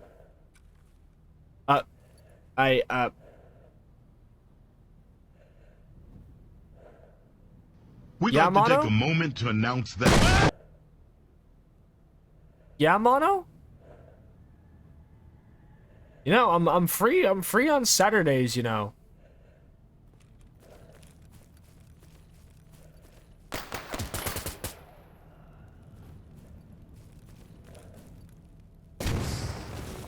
We have confirmation. That was him. Look at this. That was him, all right.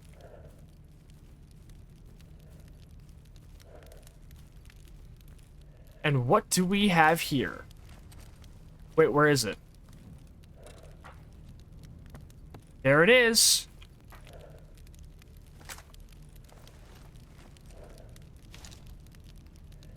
RPG-7. A further development of the previous RPG-2 anti-tank grenade launcher. The RPG-7, in its first version known as the RPG-7V, has been adopted by the Soviet Army in 1961, and still fielded in Russia and at least 50 more countries. By far, the RPG-7 can be considered as one of the most successful anti-tank grenade launchers ever made. Initially thought of as an anti-armor weapon, it was later adopted for other fire support missions with the introduction of multiple other types of grenades, such as anti-infantry HE frag and multi-purpose thermobaric FAE. The RPG-7 is a shoulder-fired, single-shot, smoothbore recoilless rocket launcher. Grenades are loaded from the front, and the rear of the barrel is fitted with a Venturi nozzle. Due to the recoilless design, the backblast is dangerous.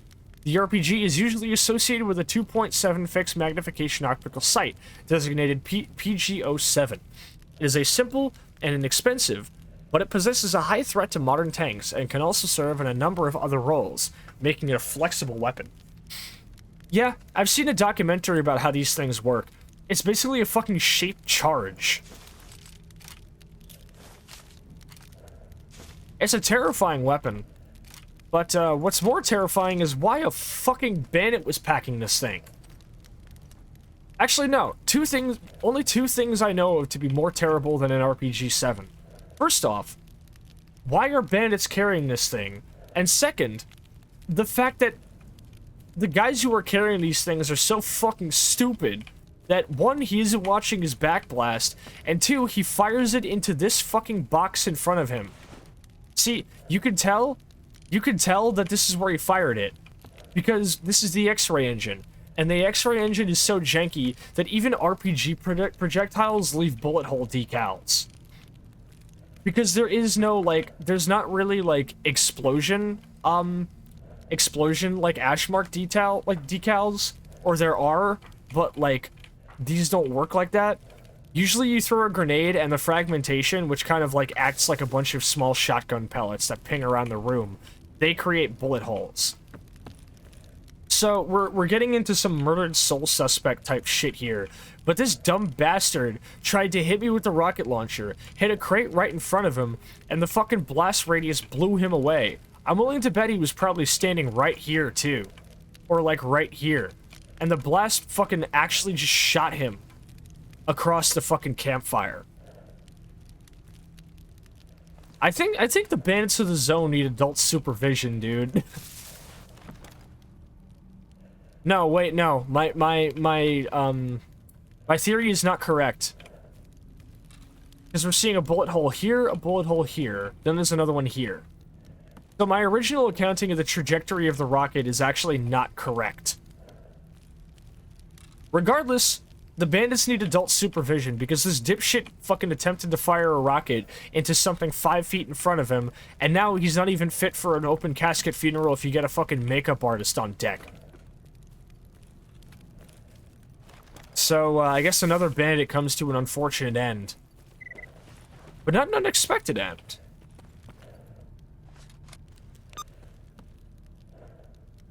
Someone tried to get me to pick up a contract to kill $ who? Ah. Chances I love how frags actually work in this. Yeah, it's kind of funny. It's kind of cool that they, like, that fragmentation grenades actually work the way a fragmentation grenade would. Which is genuinely kind of impressive to see in a game such as this.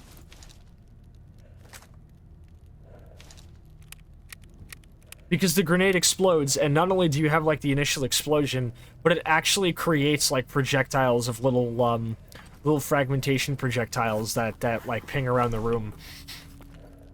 In fact, if I save, I can probably demonstrate it in this building. Fuck it. Let's do it. I mean, the only problem is it's getting close to nighttime and I don't know when I'll be able to sleep. And there's no place to sleep here. Did I forget to bring a sleeping bag? I might have to wait out the night here, because I am not trying to pick a fight with mercs at nighttime. Nuh-uh, not me. I'm gonna have you carry this, and we'll carry it back to Sid's camp. We'll leave... Oh, no, no, no, no. No, no, no, no, no. Put that away. Put that away. Put that away. No. No, no, no, no, no, no. I've seen how bad the AI aims in this game. I am not giving a rocket launcher to a companion, especially when rocket launchers and rocket launchers are like any weapon in this game, in that NPCs do not have to worry about ammo count. If I give this man a rocket launcher and he sees a fucking rat that he wants gone, he will fire this thing at that rat. Even if it kills him or me. I am not giving him this thing. Sorry, man. You're a danger to yourself and me. I'm gonna find a fucking stash box to put this in, and it's gonna stay there forever. Alright, I saw what happened when I gave a companion a fucking railgun 2 years ago. I'm not giving you a rocket launcher. I love getting clipped by stray fragmentation and looking bleeding out. Don't we all? Like, y'all should have seen how quickly the smile on my face faded. From the second I added it to his inventory, to the second that I saw him whip it out like he was hot shit. Like he thought he was the guy. He thought he was the big man.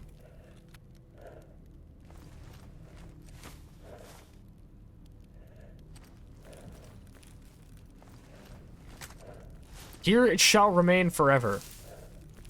They'll more than likely rail the shot into your back. Yeah, I don't care if he kills himself. If he wants to kill himself, go ahead, man. It's the zone. You do you. But you are not gonna kill me. I'm not giving you a rocket launcher.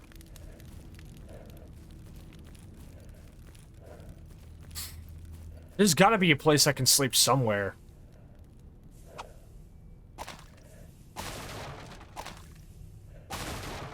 Mono. Would you like to finish that sentence? Would you like to finish that sentence, Mono? We're waiting. Oh, Tim's!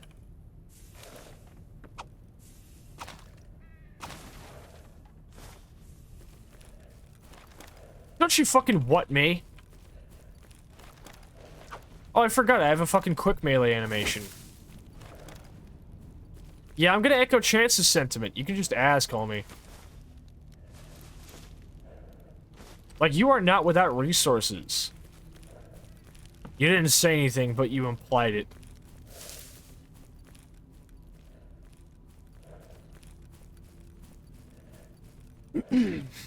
Is there really no place to sleep in the Dark Valley except for the fucking bandit base?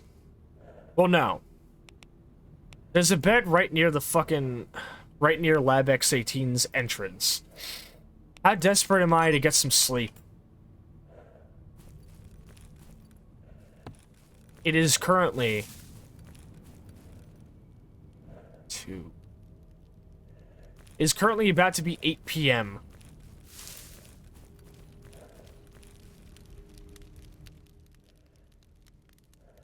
I say we risk it. I say we risk it. I said we head to near where Lab X18 is, we take out the military troops stationed outside, and we try for that bed. Because this is ominous. This is ominous.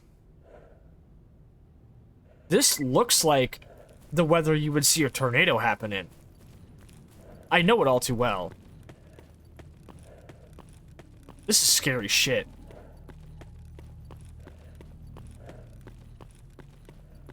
I do not fuck with this at all. This is terrifying. This is just Texas. I don't fuck with this at all.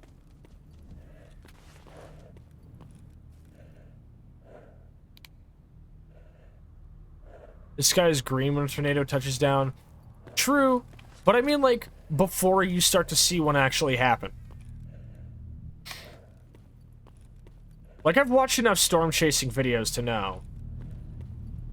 Can I tell you guys about my favorite storm chasing YouTube channel? There's a guy on YouTube called Pecos Hank. At least I think that's how you pronounce it. It's P-E-C-O-S. Hank. He's a Texan storm chaser. He makes his own, he records his own B-roll in really high quality. He makes his own music for his videos. He also helps people that are actually, like, affected by tornadoes when he's storm chasing. He's a swell fucking guy. I love that guy to death. Literally one of my favorite storm chasers of all time. Bar none. I mean, granted, I haven't seen a lot of storm chasers. But out of the few that I have seen, Hank is one of my favorites. Nix already knows about my tornado and weather siren fixation.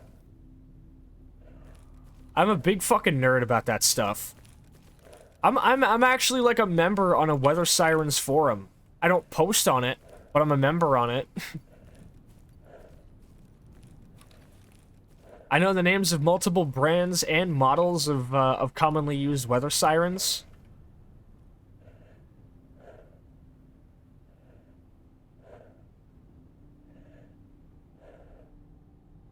I see you, bitch. There's zombies. There's zombies.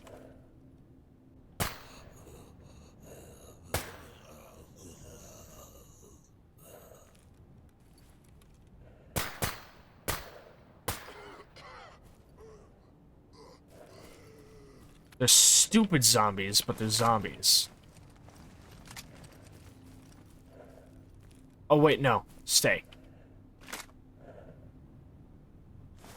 Need to play Anomaly again? It's been a bit. Do what you feel, homie.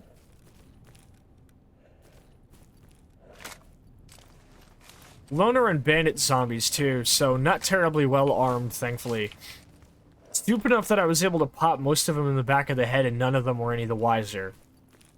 Which I'd far prefer to the, you know, alternatives. Porno magazines.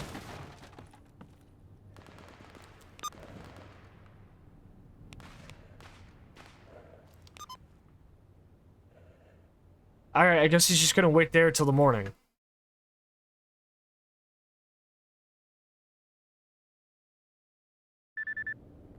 So many games and not enough time to stream them.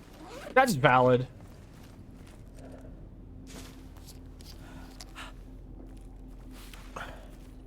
Alright. Woke up, fresh morning, all ready to go.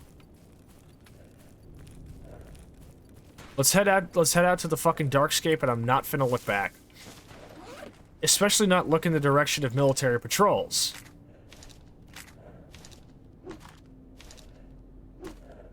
Dropping these, no need for them.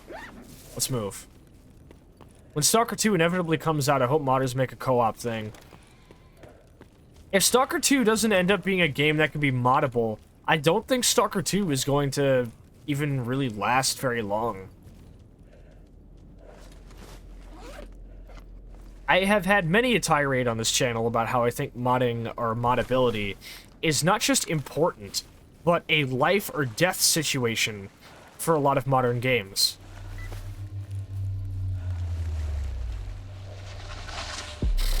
Because here's the thing, look at it this way. The fact of the matter is that nobody plays a game forever. Nobody plays a game forever. Now here's the thing. There are two different types of game companies that look at, there are two, or rather, maybe this is a bit reductive.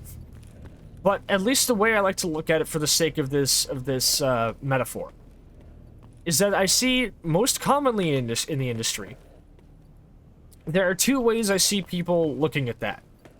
Option A, you have your average greedy AAA studio who says, well, nobody wants to play a game forever, so let's make them play it forever by adding in live service models, battle passes, and all this other unnecessary shit that nobody wants to create a fake FOMO effect that will make people think they really, really want to keep playing this game.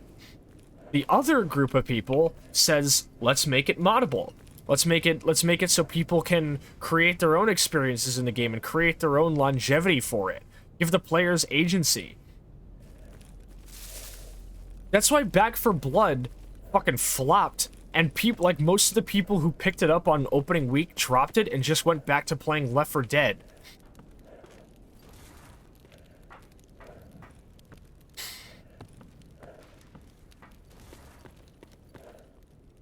Like, full stop.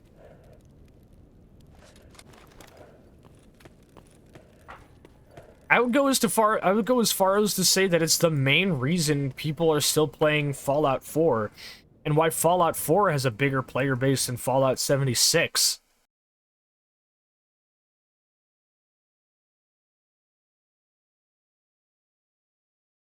Ben says, I love Back 4 Blood, but its lack of content helped it die quickly. Like, for me, it was just that, like, as a person who came out, like, I spent, like, a good, like, month or so playing Left 4 Dead constantly with my friends in 2021, building up to when Back 4 Blood dropped. And we had come fresh off lots and lots of Left 4 Dead gameplay. And to play a game that felt like it was wearing Left 4 Dead's skin, and tried to stuff way too much things into its fucking sinew, right? Like, all of these card features and all of this stuff, and a lack of attention for detail, and a lack of attention for, like, or just a lack of understanding of brevity, I think, is what Back 4 Blood missed, compared to Left 4 Dead.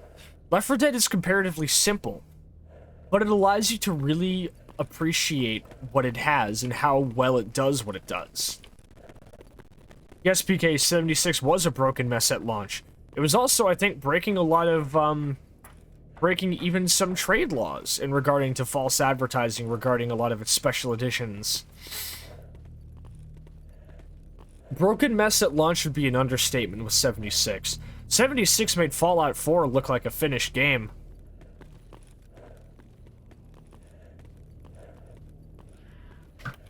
Cats. Shit. I love bleeding out in the zone when cats kill me. It's my favorite pastime. Like, I'm not even being sarcastic, I'm being genuine.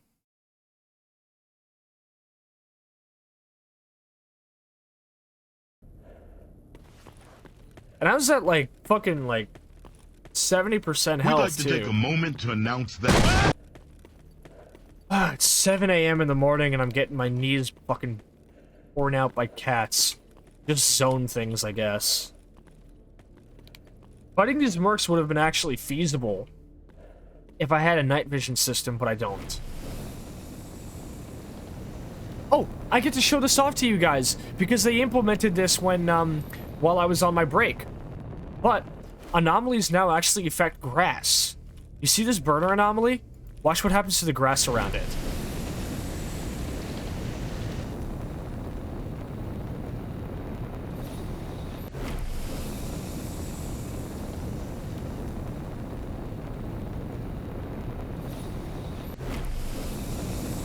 That was not possible in Shadow of Chernobyl. It wasn't even in Vanilla Anomaly. And the best part is, this is all shader-based.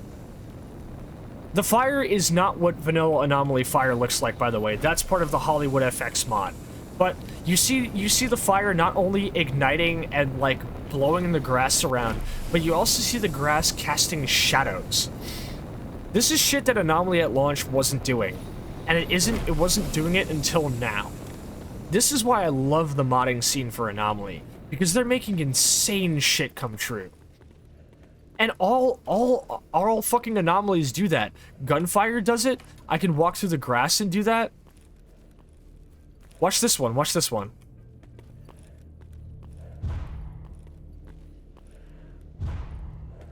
Hold up, cats.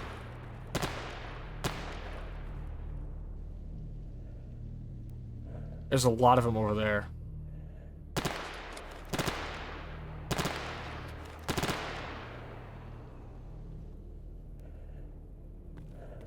I'm pretty good at tracking the speed of a mutant when I hear it.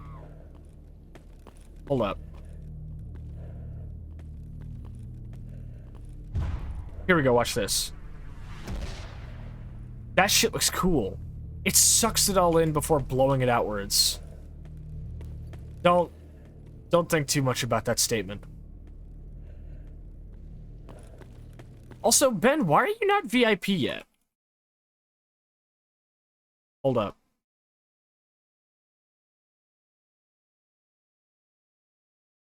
Alright, post your link again, homie. Thank you for reminding me, Chance.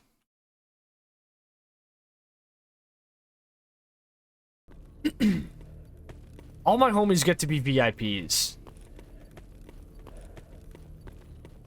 If you're a streamer friend and I hang out with you, you're a VIP.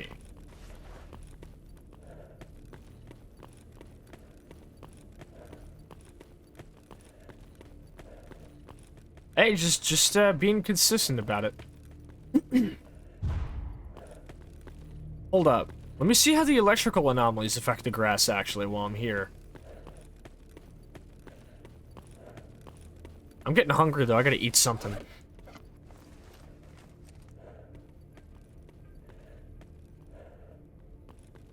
Chili beans it is, I guess. She made fucking beans. What the fuck?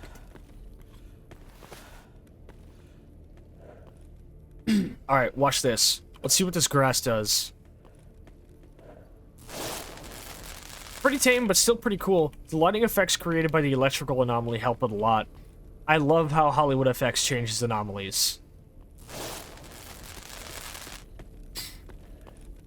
Granted, y'all might not know this, but a lot of explosion effects and other effects in Hollywood FX are kind of taken from other games. Check out these explosions, though, and tell me this...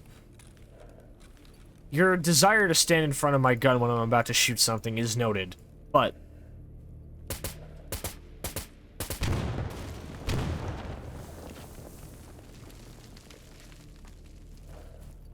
and the fire that it leaves afterwards. Granted, the fire is not like shader based, so it doesn't actually create any light sources. So if you happen to blow up something at night, it looks a little bit silly. Mono says, after I finish Shadow of Chernobyl, definitely gonna go to Anomaly next. Sounds like a plan, homie.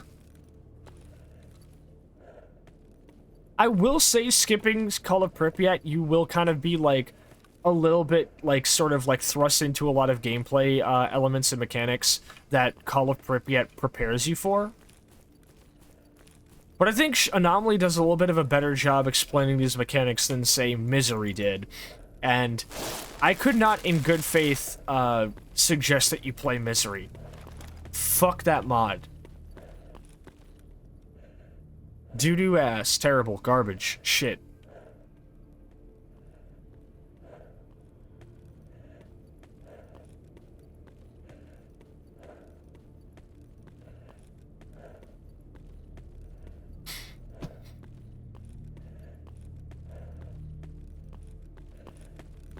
All right, how far out is my target?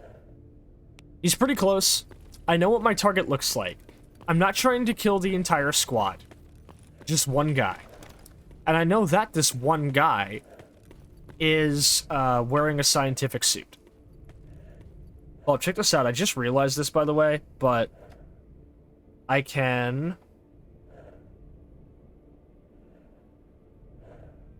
do this to my gun, I guess, if I fucking hate myself. Look at this. Ugh. Ugh, get out of here. Oh, I hate that. Now peep this. Oh man, it's like I'm playing Insurgency. Uh-oh. Oh! Alright. Note to self, don't get too caught up on the gun mechanics while anomalies are happening. But yeah, one of my mods allows me to adjust weapon distance for my screen. So if I want to look like I'm playing fucking Insurgency, I guess I can do this. Oh, this is unplayable. Let me reset it like that.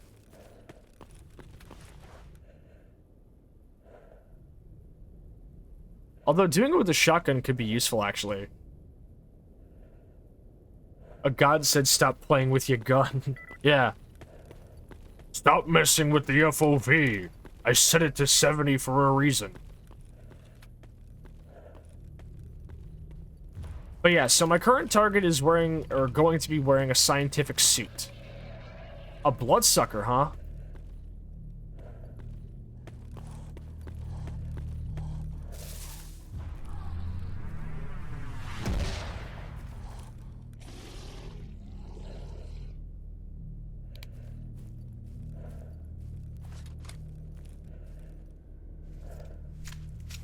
As stupid in death as he was in life. My only regret after his passing is that he has...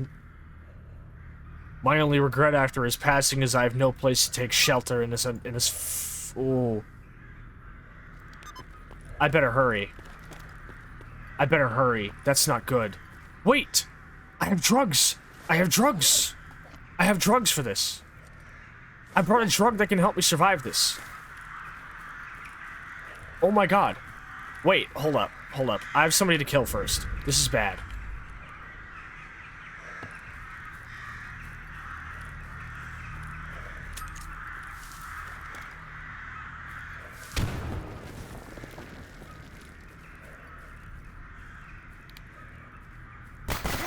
Ah!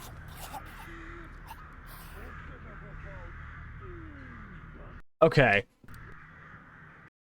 Shit. Well, okay. So, I have to hurry up and not spend all of my time looking at the pretty anomalies. If I do that, I can probably kill these guys before the emission actually starts. Here's the thing. If I fail to find shelter by the time the emission happens, I have antibiotics, an experimental drug developed by Professor Ozerski for scientific research teams working in the zone. At its core, the drug contains tetrodotoxin, known colloquially as zombie powder, which causes a complete shutdown in the body's central nervous system that may allow people to survive emissions outside cover. After 6 years' worth of field tests, thoughtful stalkers known to keep a few hand for unexpected blowouts. So I have an experimental drug on me that I was lucky enough to scavenge that will allow me to survive this emission, should I be unable to find cover in time. However, this poor bastard is not so lucky. There's a pretty high likelihood that if I pop this drug, he's going to end up biting it in the ensuing emission. So I should still prioritize making sure that I actually find adequate cover in time. But if I don't, at least it's not game over for me.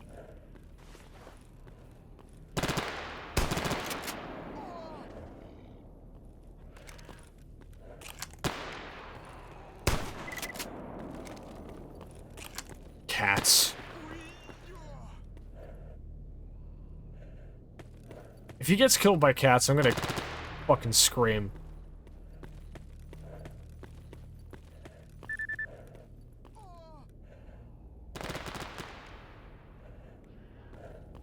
Kill the cat, you idiot. What do I pay you for? Well, actually, I don't pay you anything. But still. It's gonna rain tonight, I guess. Very, very, very foreboding red light this morning.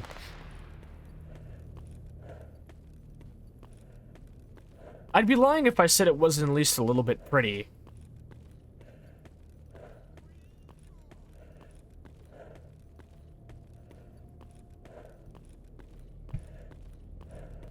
Semyon is having a shocking amount of difficulty attempting to kill a cat.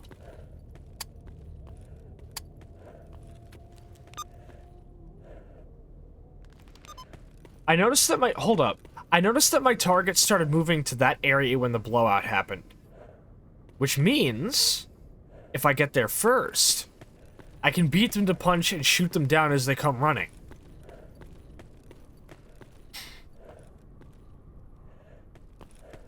So not only will I secure shelter,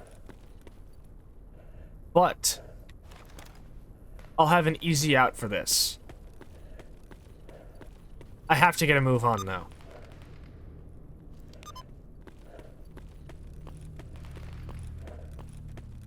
If this doesn't work out... Oh, right, Bloodsucker.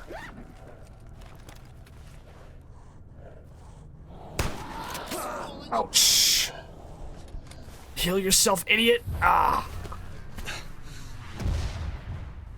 I wasn't even lucky enough to see the Bloodsucker get killed by an anomaly. Ridiculous. Positively ridiculous. Fucked up even. Perhaps even silly.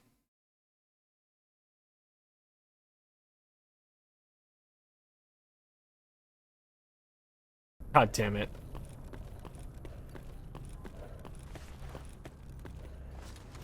But this is good, though.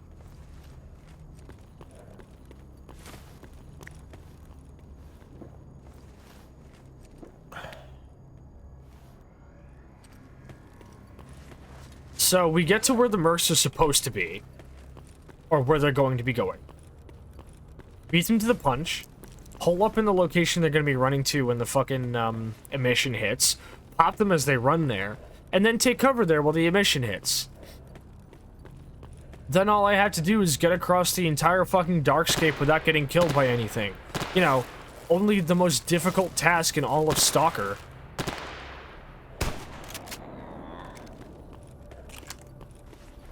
But I never want to turn down a challenge. If only for mere bragging rights alone.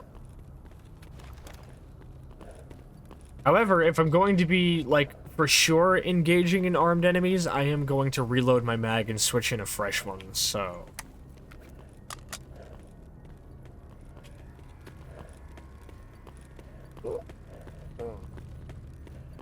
Thank you. I know I got this. Isn't that right, Semyon?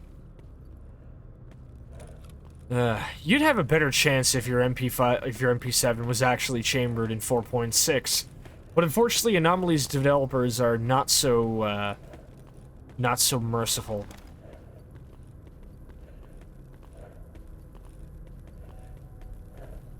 My life got a lot easier when I turned off reshade, so I didn't have to worry about visibility. Because, fucking... enhanced shaders and screen space shaders help plenty.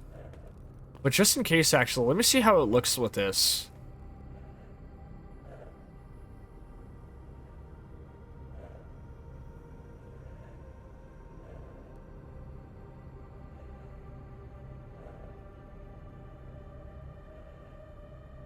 Here we go. Oh wait, C.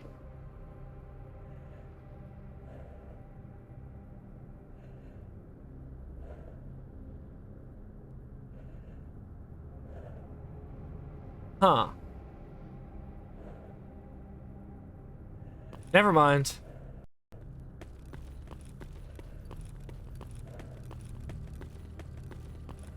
Like, don't get me wrong, I do use reshade, but I prefer to use reshade just for anti-aliasing. Because Stalker Anomalies onboard anti-aliasing literally does not work. Here's the difference it makes. Not exactly noticeable, but it's better than nothing. So if I've got any Stalker players in chat who have had anti-aliasing turned up all the way, you can turn that off now. It doesn't do anything. Alright. I'd like to see that bloodsucker try something now. He's gonna be over there somewhere.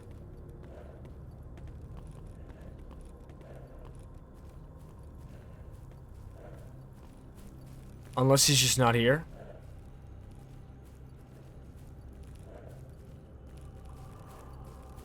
Well, if I can avoid a confrontation, I will. What are the borders of this anomaly? Alright, we're right on the edge of it. Oh, there he is. Get ready, my man. Alright, I tagged him at least once. He's gonna be bleeding.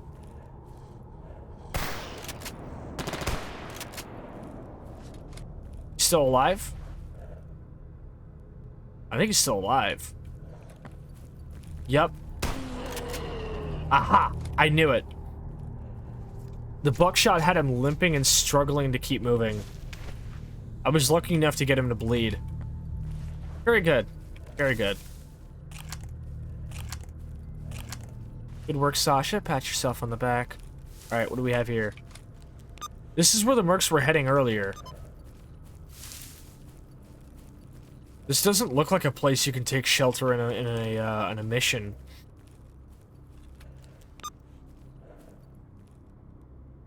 They're also not heading this way. Unfortunately, Soulstone, I cannot quick save. Because there's not a campfire here. Because I was silly and I installed a mod that literally makes it so I cannot save unless I'm at a lit campfire. So saving during a rainy day is kind of a tall order. I'll save as soon as I get to one, I promise you.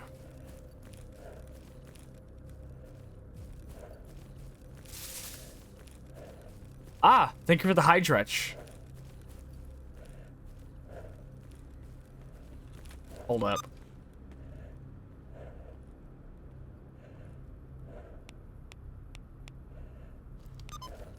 I'm gonna get some cover and do that. Give me a sec. My mouth is dry as hell, homie.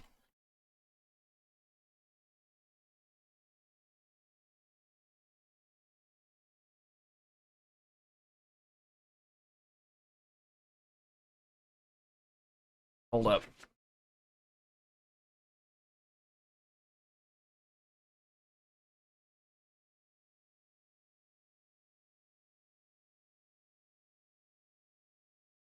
Oh.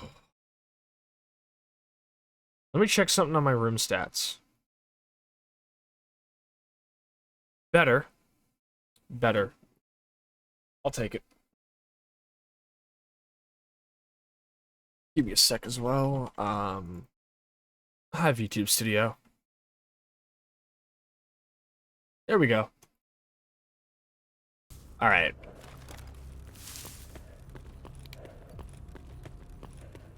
Considering how getting to the Darkscape is going to be, I think the second leg of our journey going from, This is alive. Thank you for the follow, Kel of Kells 2. Welcome to the Pripyat City Hate Crew. But I think the last leg of the run is probably going to have to wait until next week, because, getting close to midnight, and, we still have a lot to do. Not to mention, you know, how much I mean, we've gotten a lot done tonight, but fucking towing it with some mercenaries in the middle of a goddamn... Oh, I see them. Hold up, wait. I see them. Stay the fuck here and stay down. I got this. Hello, Stalker. Welcome on in. Good hunting, Stalker. Oh, I see him. This guy is toast. No, no, no, no. Do not engage. Don't fucking engage. You don't shoot until you hear me do it first. Oh, why didn't I bring some morphine with me, dude? Alright, I got a clear shot. Which one's the target? It's that guy. Good night.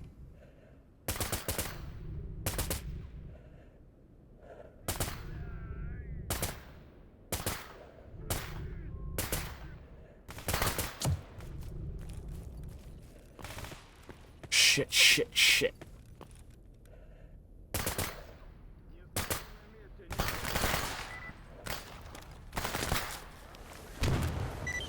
Got him.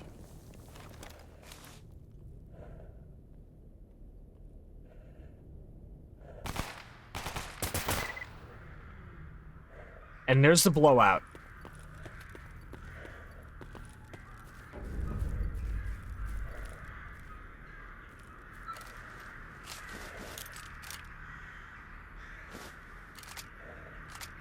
Where would one even feasibly take cover during this?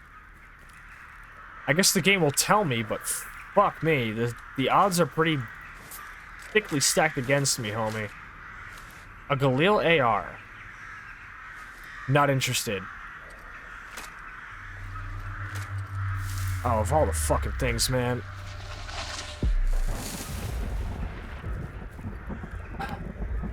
How's your day doing, Kel of Kells? Tell me all about it.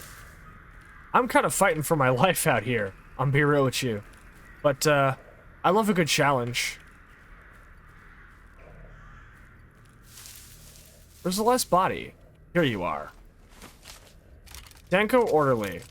Died packing a... Oh shit, Vostian Emissary! Oh shit, hold up. What a goddamn time to raid. Hey, what's up? Give me a second here. Shit. Hold up.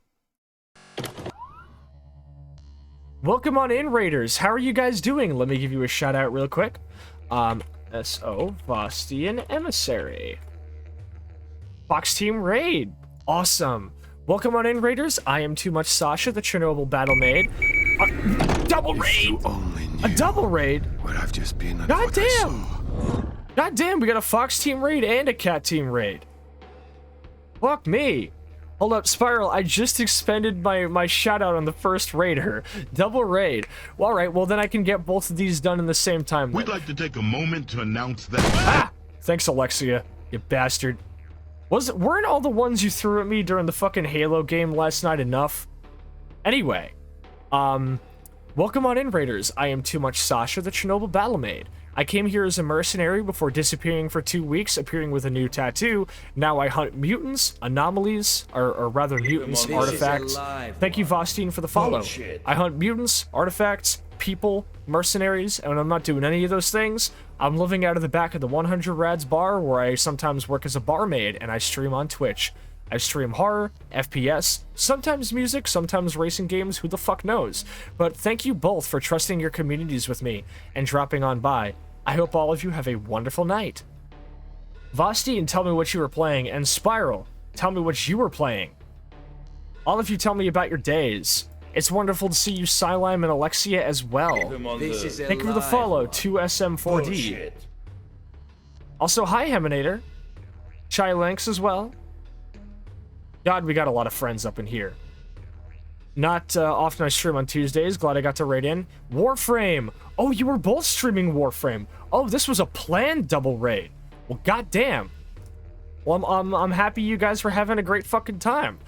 You guys came in at quite a fucking moment. Because I just assassinated a couple of mercenaries, as I do because I'm Sascha. I just took a couple of them out, and I'm now stuck in the middle of a deeply wooded and basically completely barren shithole with nowhere to take cover as an emission is about to happen. So, I guess y'all get to see this happen. Fuck me.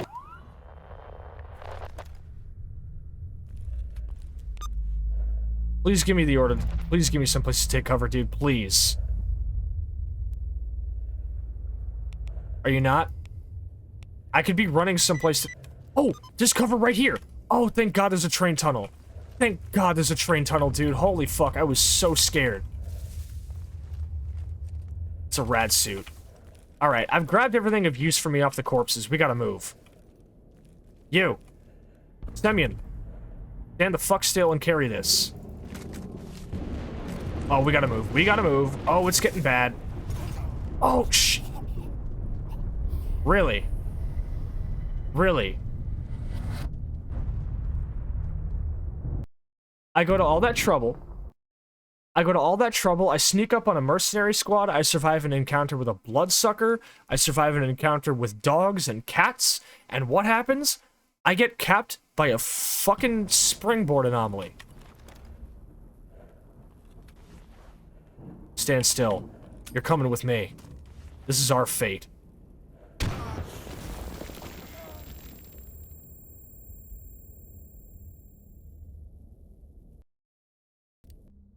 Alright, I think I got my anger out.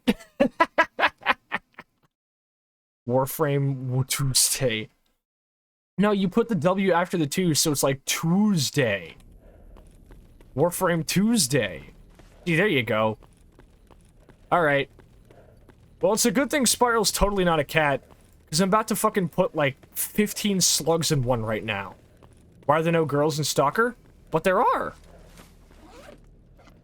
There she is.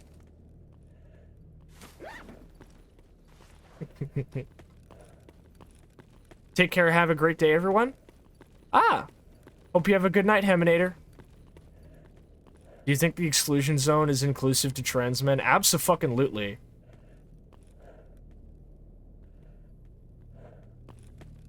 Barkeep exudes trans man energy. Ah! The cats have spotted me.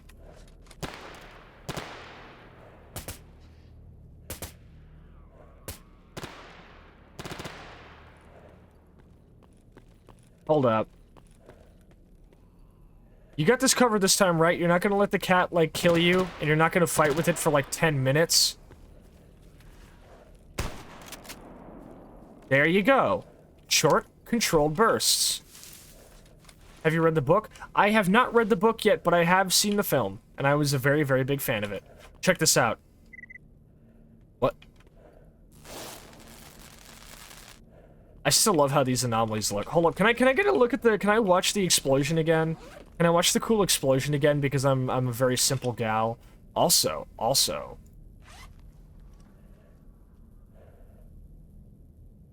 Yeah.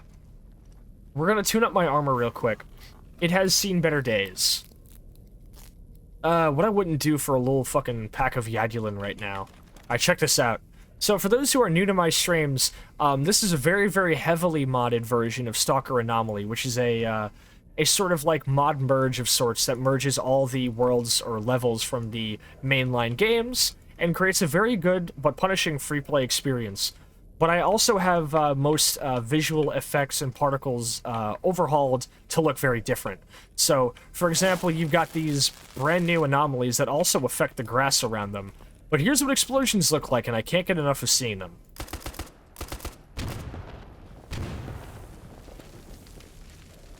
It looks cool, okay? Also, that AK sound goes hard. Spiral, you missed this earlier, but I'm gonna make the joke again. Because I can adjust weapon distance from my camera. So check this out, look. Look, I'm playing Insurgency.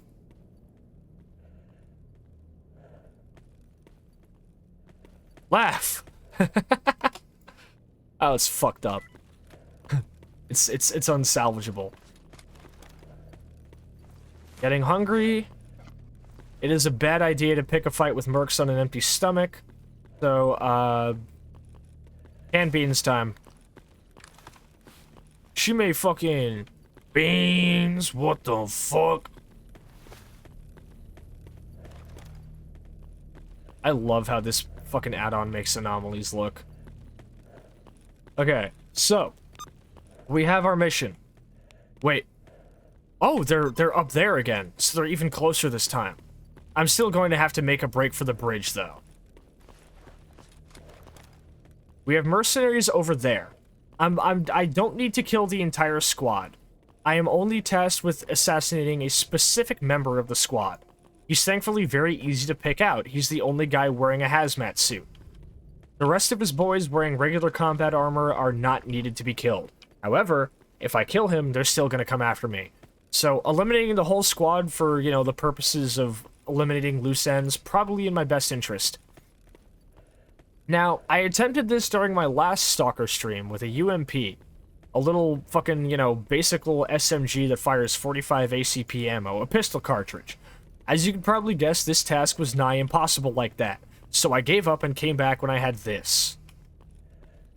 Alright. Semyon, stand the fuck still. I've got this.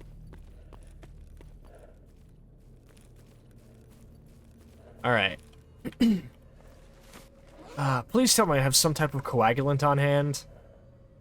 Nope. No morphine. No, no Vinca. Nothing. This is going to be slightly more difficult than I thought it would be. So how did the Warframe go, then? You guys get some cool shit done? Find some cool loot? Kill lots and lots of Grenier? Okay, I gotta keep it slow and steady. Or I can do this.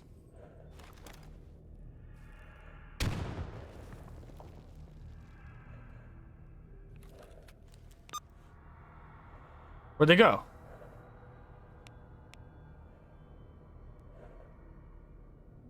Are you shitting me? Are you shitting me, dude? They're in the Dark Valley now. I gotta run all the way back.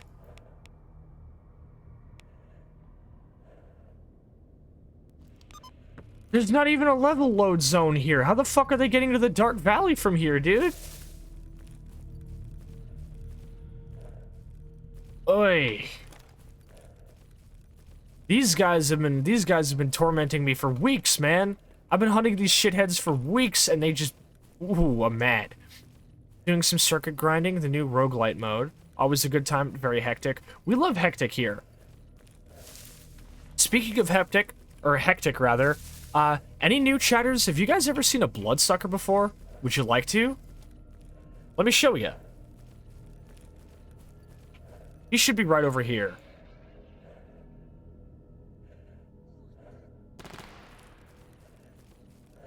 Looks like Semyon over here has already found him.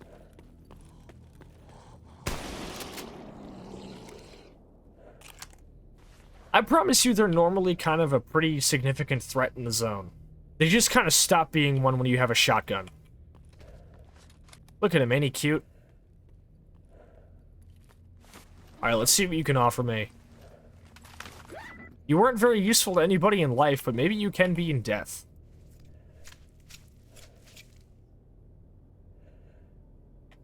He was not. That's okay. Your average 00 buck shell is pretty fucking cheap here in the zone. Spiral says it has a rank 1 to 10 ladder type of thing, and the rewards for the harder of the two ladders are significant upgrades for some of the older weapons. They're good enough that it's making some of them meta again. Ooh, that sounds really interesting. Okay, so, here's the thing. The Mercenaries have moved their location, but we're going to... Wait, hold up. Did they come back because of the emission? No. Okay. The Mercenaries moved to the Dark Valley, and they are currently inaccessible to me. However, it is probably in my best interest to head for the train embankment anyway, because a fucking blowout is happening.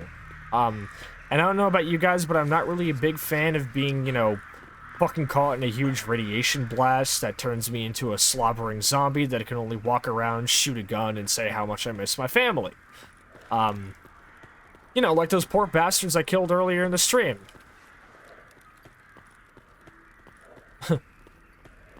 The stalker wouldn't walk in the mud, so I had to put 15 bullets in him. That's not a Groundskeeper Willie voice. What the fuck is that? We have a ways to go. And not very long to get there. Alright, enact operation, give all of my junk to this poor bastard. Alright, here we go. Worst comes to worst, I can take an experimental drug to make me survive this thing. But Semyon over here won't be so lucky.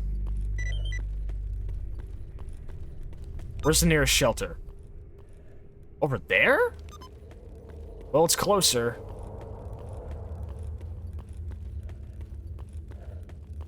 I like how, like, the trees kind of lose opacity whenever they're far enough away from you, so you can see the skybox through them.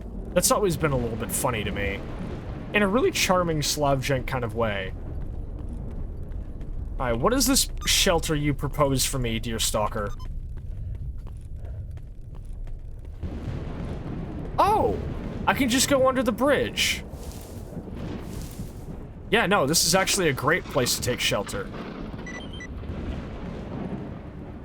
Man, I don't ever want to feel like I felt that day.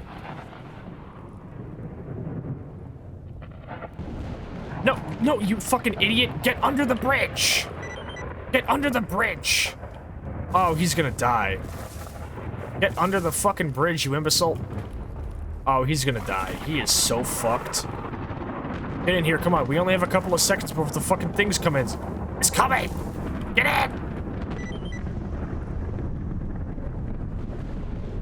Get in here! Oh my man, you are fucked. You are so fucked. This is bad.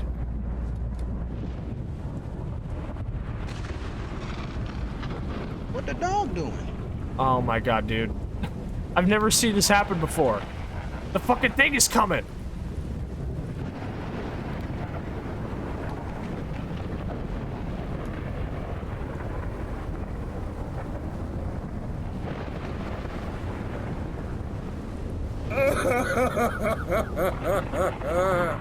Oh no. I can't believe he's still alive. I can't believe he's still alive. This guy is braver than I, man. He's got balls of steel. Or lead in this case. Massive lead balls. That would be a good raid message. Nope, there he goes. He just bit it. He just bit it. Because this dumbass didn't want to get in the pipe. Hey. Stalker, stalker, stalker. Why do you do this to me? Alright. We're gonna try this again. We're gonna try and beat them there.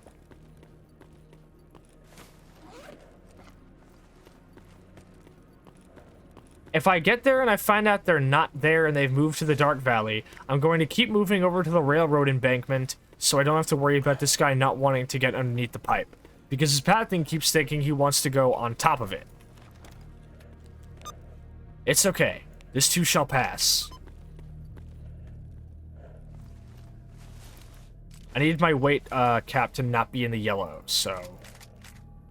Take all of this, would you kindly? Perfect. I can do this. I can do this. To think I had it right when you guys joined in, and then the fucking springboard got me. Yeah, you can tangle with the cats. I don't really care, man.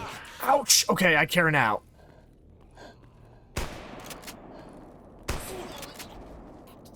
Okay, I guess I do care. God damn.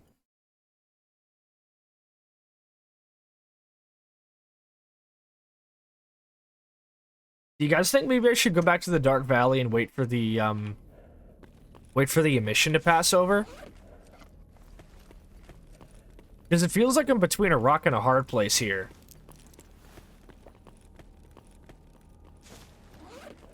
I'm in quite a fucking situation.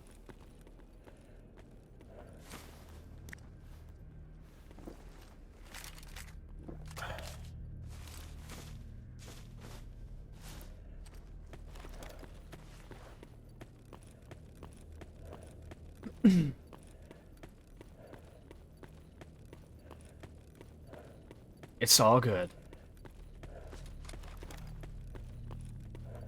There'll be some cats up here. I'm dealing with, what, about half of a magazine. It would start playing Sleeping in Ashes too, huh? Shit! Ouch! You're shooting me, dipshit. What are you doing? We're going back to the Dark Valley and waiting for this emission to blow over. Oh, man. Yeah, we are waiting. On your back, soldier. We are waiting. With any luck, the mercs that I'm tracking will be in the Dark Valley instead. That seemed to be where they were heading anyway. It seems kind of random when I load a save whether or not they'll be heading to the Dark Valley or staying in the Darkscape. If they decide to move for the Dark Valley, it'll be a lot easier to make short work of them. It's a lot easier to get to save points and shelter, and generally the Darks... Here's the problem. So for those in this stream chat who are new to Stalker, the Darkscape is a level that was cut from the original Shadow of Chernobyl. It has been restored here in Anomaly. Now, under most circumstances, this would be considered to be a good thing. However, the problem is that the reason it was cut was because it was basically designed for a vehicle chase. You're probably going to be looking at this map and saying, wow, this is much more condensed. It's much, closer together, there's more stuff, and then you look at the Darkscape, and it's just a big, long stretch of fucking nothing. There's a cabin, like, right here, and that's it. And the reason is because it was designed to be the site of a vehicle chase. You were supposed to get in a Jeep here and be chased by a Hind helicopter through most of this area. Reintroducing cut content into a video game. Good. However, reintroducing cut content in a video game without the main purpose it was designed around, probably not the best idea a person can have.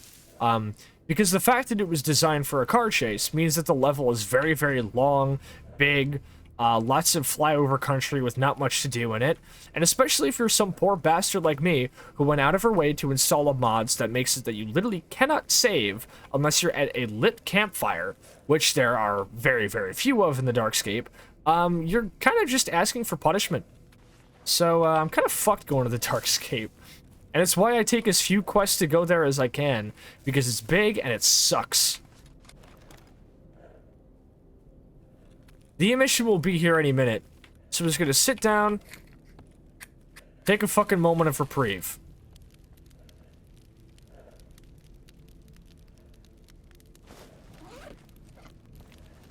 Let me see. How many magazines of ammo do I have? We're sitting at a nice 1, 2, 3, 4, 5, 6, 7. 7 full mags.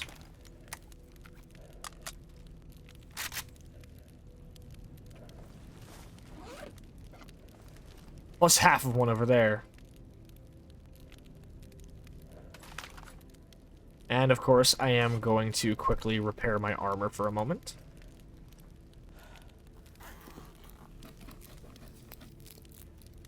Who knows, maybe I'll get lucky and the mercs will come this way.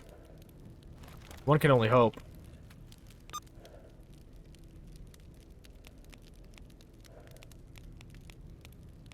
Oh, they are coming this way. Good. Good, very good. Very good. There is hope. There is hope after all. They will cross that level load boundary, that invisible level load zone that makes zero fucking sense, and they'll come out over here. The main method mercenaries get into and around the Dark Valley. Here, I'm gonna save. The main method with which the mercs get into and around the Dark Valley is primarily through a series of sewer pipes that happen to connect areas around it. I've seen it happen. It's a main plot point in Clear Sky. But now they're here. I exterminate them, I come back to camp, wait out the fucking emission, save, easy clap. Then after that, all we have to do is come from the garbage down to the cordon. We'll save when we're in Sid's camp, and we'll tackle the second leg of tonight's tour of duty next week. Easy. Easy. Ah, everything's coming up, Sascha. Like, see, last stream, dealing with these guys would have been a grueling process because they're heavily armored and I was using a fucking, like, soft point pistol round. But here? The fucking AK? This is easy.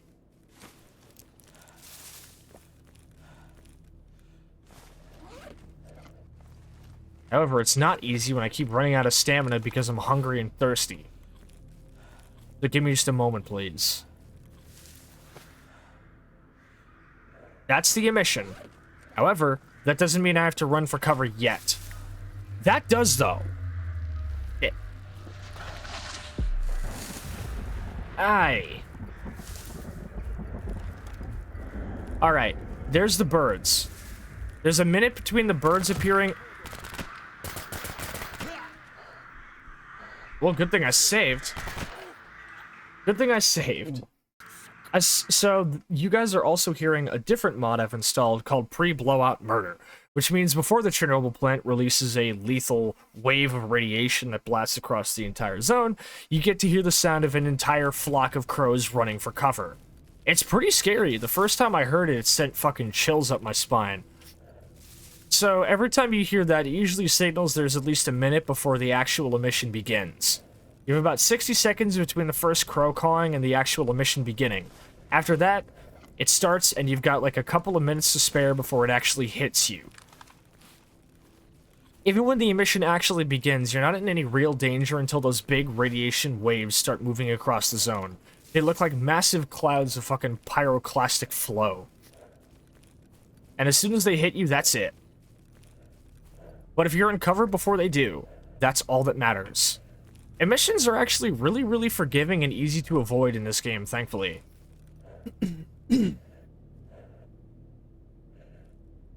Relatively, anyway. I used to have a bug back in Clear Sky when I was playing it, where one would just start happening every single time I entered the cordon, and I had no fucking clue why.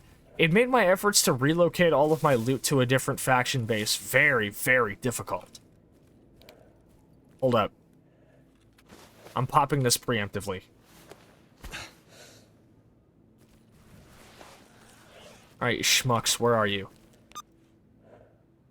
Are you kidding me? They're not here? They moved back? This happens from time to time. When mercs are in that area, either in that area in the Dark Valley or that area in the Darkscape, they will just kind of like, based on RNG, be in one of those two locations. It's Schrodinger's Mercenary Squad. And in this case, I'm unfortunately a little bit unlucky with it.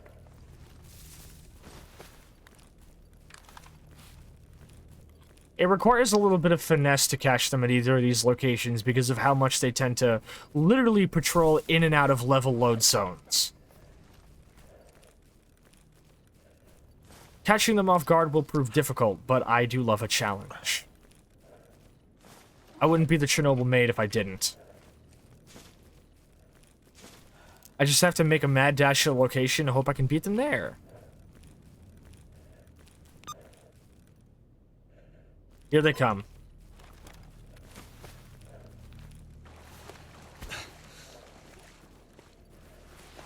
They're gonna come up over that hill over there. So I better get myself in a good position. There's a car over here I can take cover behind. It should do nicely.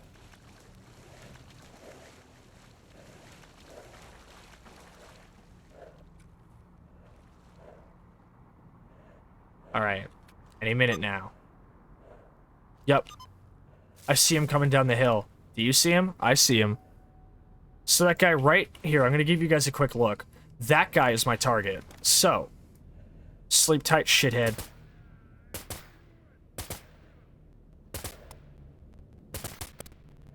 One down, 2 to go. Got him. There's a third one unaccounted for, but my detection meter's not going off, so I think I'm okay. Nope, there he is. Oh shit, oh shit, shit. I think he's got like a 9A91 though. I think he's got a fucking that or like a Varesk or something.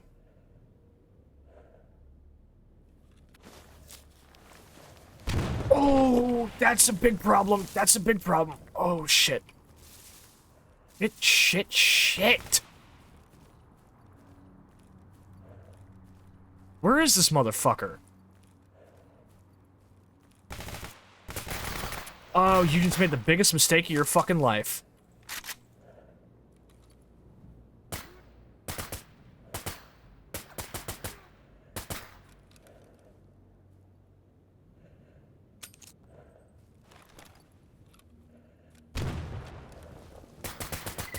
Got him. Alright. We did it, fellas. We did it. I've been rewarded with a... Oh, a PP2000. A scientific stim pack for my my efforts. I'll take that. A desert eagle. Don't mind if I do. IEDs, bandages. All very, very good rewards. SR-23M magazines. PP-2000 mags. Alright. I'm gonna quickly disassemble these armor kits and be on my way. I don't have much time. The window of opportunity between now and when that emission is going to hit is a very, very low one. I cannot say I'm interested in being around when it happens. The good news is that my companion, I think, is currently in some degree of cover. So I don't have to worry about his personal safety too much. If I need to pop the fucking magic drugs to survive it, I can. Okay, time to move. Bad news. I can't keep all of this stuff.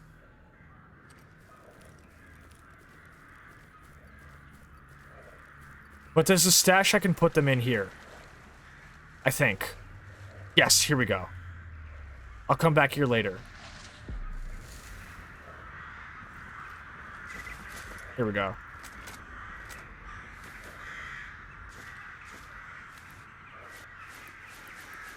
Alright. Time is not on my side.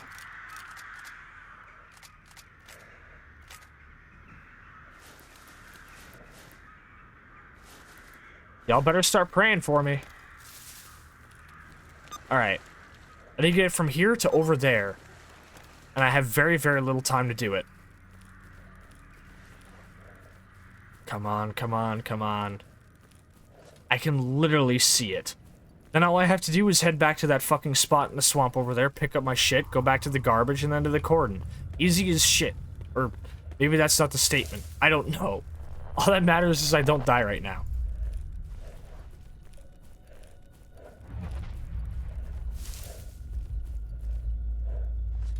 Alright.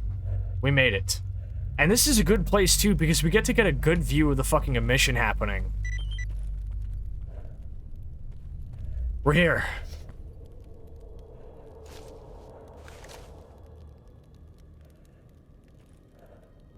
Wait, what? Weird. Well, either way, it's a little bit gloomy in here, so... Hold up. Is it just hold down the button? What's the button to throw a glow stick? Oh.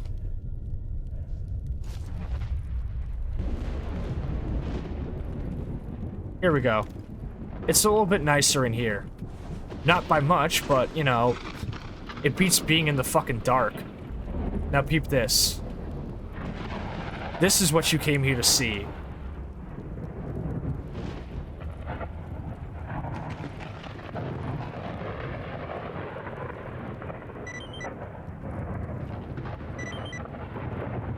Now wait till the wave comes in. This is the main event. You'll see it coming up over that hill. It's pretty hard to miss it.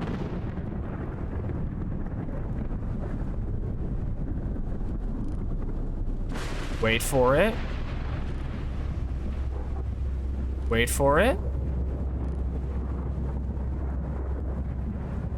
Any second now. Ah, here it comes.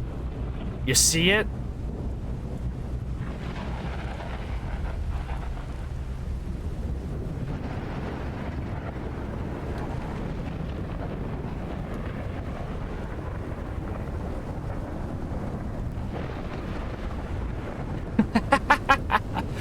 It never gets old.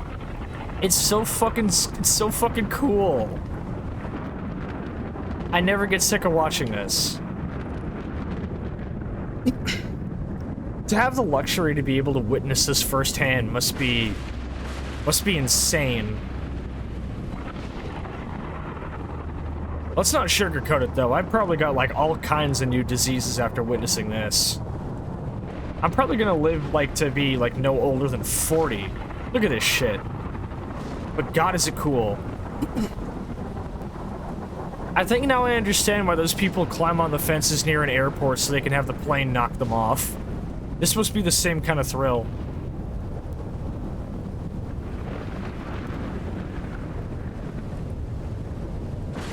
Alright, good night, Soulstone. Have a wonderful night, and thank you so much for stopping by. It's been great to have you here. I'm probably going to be calling it a night as soon as I get to the cordon. Ugh. I got my work cut out for me, though. Getting to the garbage from here is one thing, but getting from the garbage to the cordon, and then from the cordon entrance to the rookie village, that's quite a fucking trek. It never gets any easier, especially with all the military targets that happen to be on the way.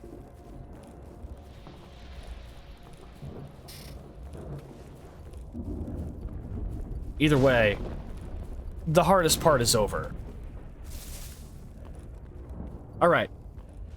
Let's see how many people died in the past 2 minutes? 5 minutes?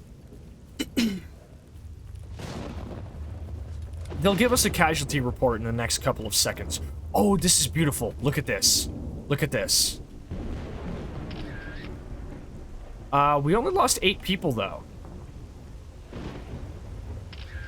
That's beautiful. Up on Stalker Anomaly. Noelle, how are you doing? It's great to... Ouch! It is not great to get hit by a springboard. How are you doing, Noelle? Tell me about your day. Shout yourself out in the chat, actually, please. Up on Stalker Anomaly, yeah. Alright, let me turn the fucking audio back up. Everybody, please go follow our good friend Monty Moel. Incredibly talented, incredibly funny, and just a great person to be around. Exemplary friend. Alright, you, carry all this shit for me.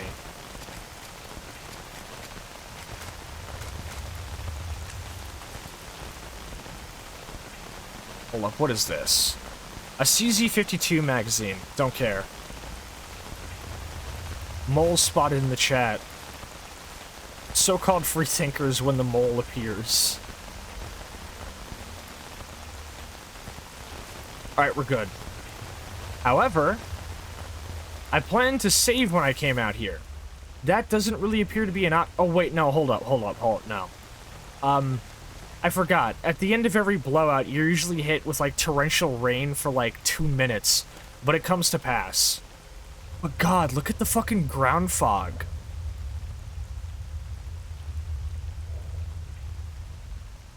It's nothing short of beautiful. And then just like that, it was gone. It was like it never happened.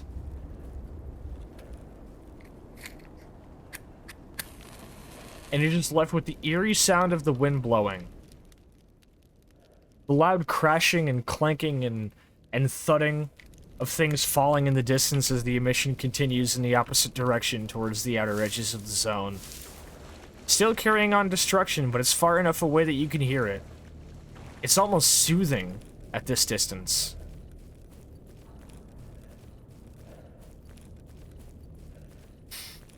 I always wax poetic about the beauty of Stalker. That something so terrifying can still be kind of pretty. I think a lot of Stalkers take it for granted. I can't blame them. I mean, it's hard to think about the beauty of something when it's ripping your throat out. Or it's got you knelt down over a campfire dying of radiation poisoning, but, I mean, I don't know.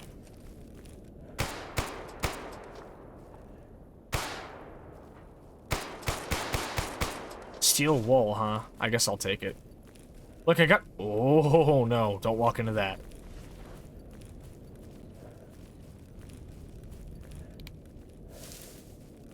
Oh, I almost forgot. When a mod gets... Oh, shit. Oh, shit. Run. Run! Get out of here. Get the fuck out of here. Get the fuck out. That's a pseudo-giant.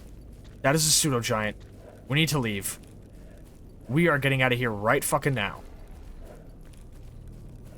That could have been bad. Hold up, just in case.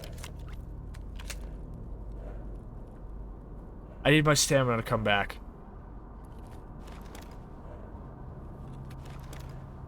I think I have a full mag in, don't I? Less than half.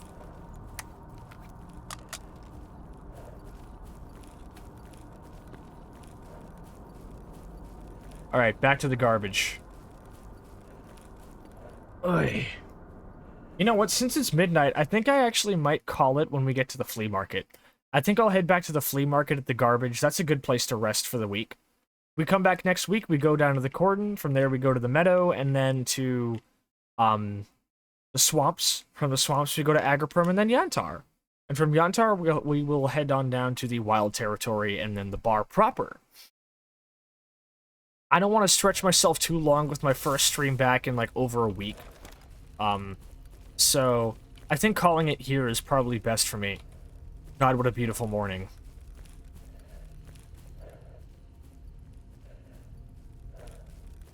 We're back to the sunlight beams on the ground, but fog and very, very thick overcast skies. Wildfire smoke moments.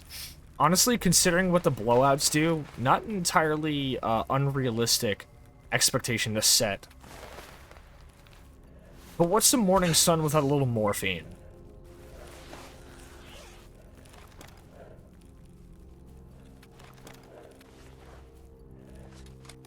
Alright, pretty sure all my magazines are full. Shotgun's full, we're clear. Hello, my man. Good to see you.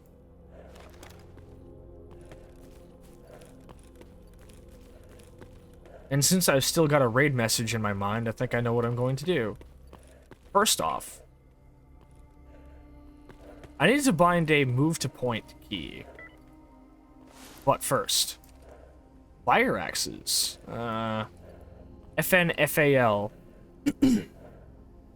The SA-58, legal copy of the FAL. Maybe with the same Steyr Daimler Pooch. I don't even know how to pronounce that. I don't speak German. Upgrade kit for an APS pistol. A PSO-1 scope could be a good investment. Fuck it. I have been needing one. Could you perhaps, supply me with something of a little bit more use? Cobra sight, don't want it. I'm good on medical supplies. Relatively, actually. I could use a little bit more, but most importantly, I need some matches. And I'll take an energy drink, too. Thanks, fella. Appreciate it. What do I do without you guys? Ну рассказывай давай. Привет, брат. Привет, братан. Как дела? Alright, give me a sec to unload these.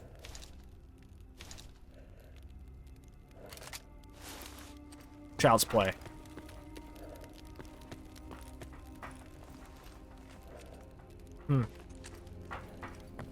Alright.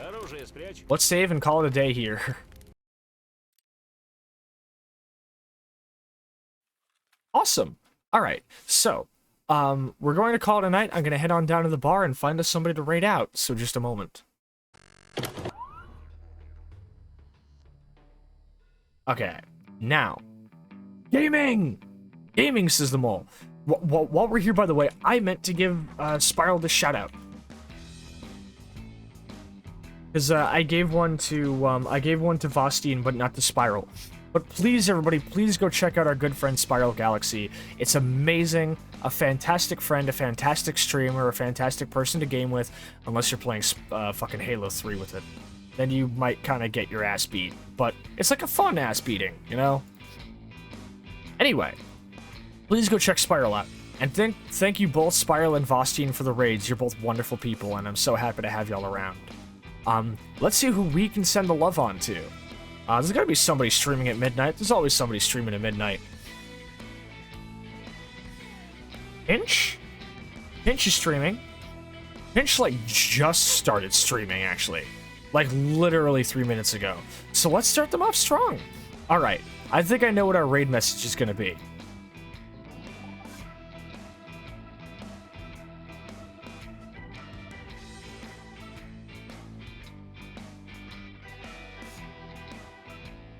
Here we go.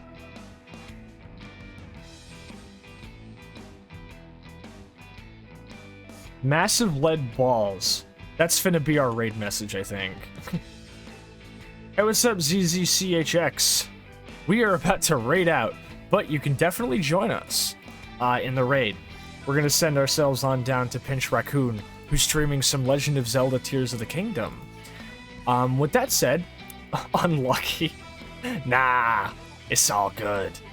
So, I'm going to bring us on down to the end screen, and we're going to raid out. So, just a moment, friends. Alright, let me set up that raid. Thank you guys so much for stopping by. It has been wonderful to see you guys again, and I'm very happy to be back in the saddle in terms of streaming. I know a week-long break normally isn't that big of a deal for a lot of people, but considering I, like, stream regularly enough, it was like, you know, it was like, damn, it felt like, it felt a lot longer than it was. But it is what it is. Cranial Activity. Hey, Cranial, I didn't even know you were up in chat. Good night. Thank you so much for stopping by, Cranial. Good to see ya. But yeah, so we're gonna raid Pinch. So once again, thank you all so much for stopping by tonight. It's been wonderful to be back in the saddle again, and I can't wait to show you guys what I've been, what I'm planning this week. So on Thursday, you can expect me, Patch, Pingo Pongo Poogle, and Ted. We're gonna all be playing some Deep Rock Galactic, so look forward to some fun fucking bug blasting. I'm excited for it. I've been playing this game with them for a while, but I haven't streamed it yet, so I'm excited for this. And on Sunday, me and my very, very good friend Cinco, we're gonna be playing Need for Speed Carbon, so look forward to great visuals, great music, and great racing on that day. This is all going to be at 8 p.m. Eastern Standard Time as always. Feel free to check my schedule here on Twitch, or go down into my About section and look at my Twitter to go follow me and see what else I'm cooking up. We're about to raid into Pinch Raccoon, pronouns they, them. Don't be weird, don't be a dick, follow the rules, be a good ambassador for our community. With that, I think that's going to be it. All of you have a wonderful night, be safe, be good to yourselves, Pripyat City Hate Crew for life. Peace out.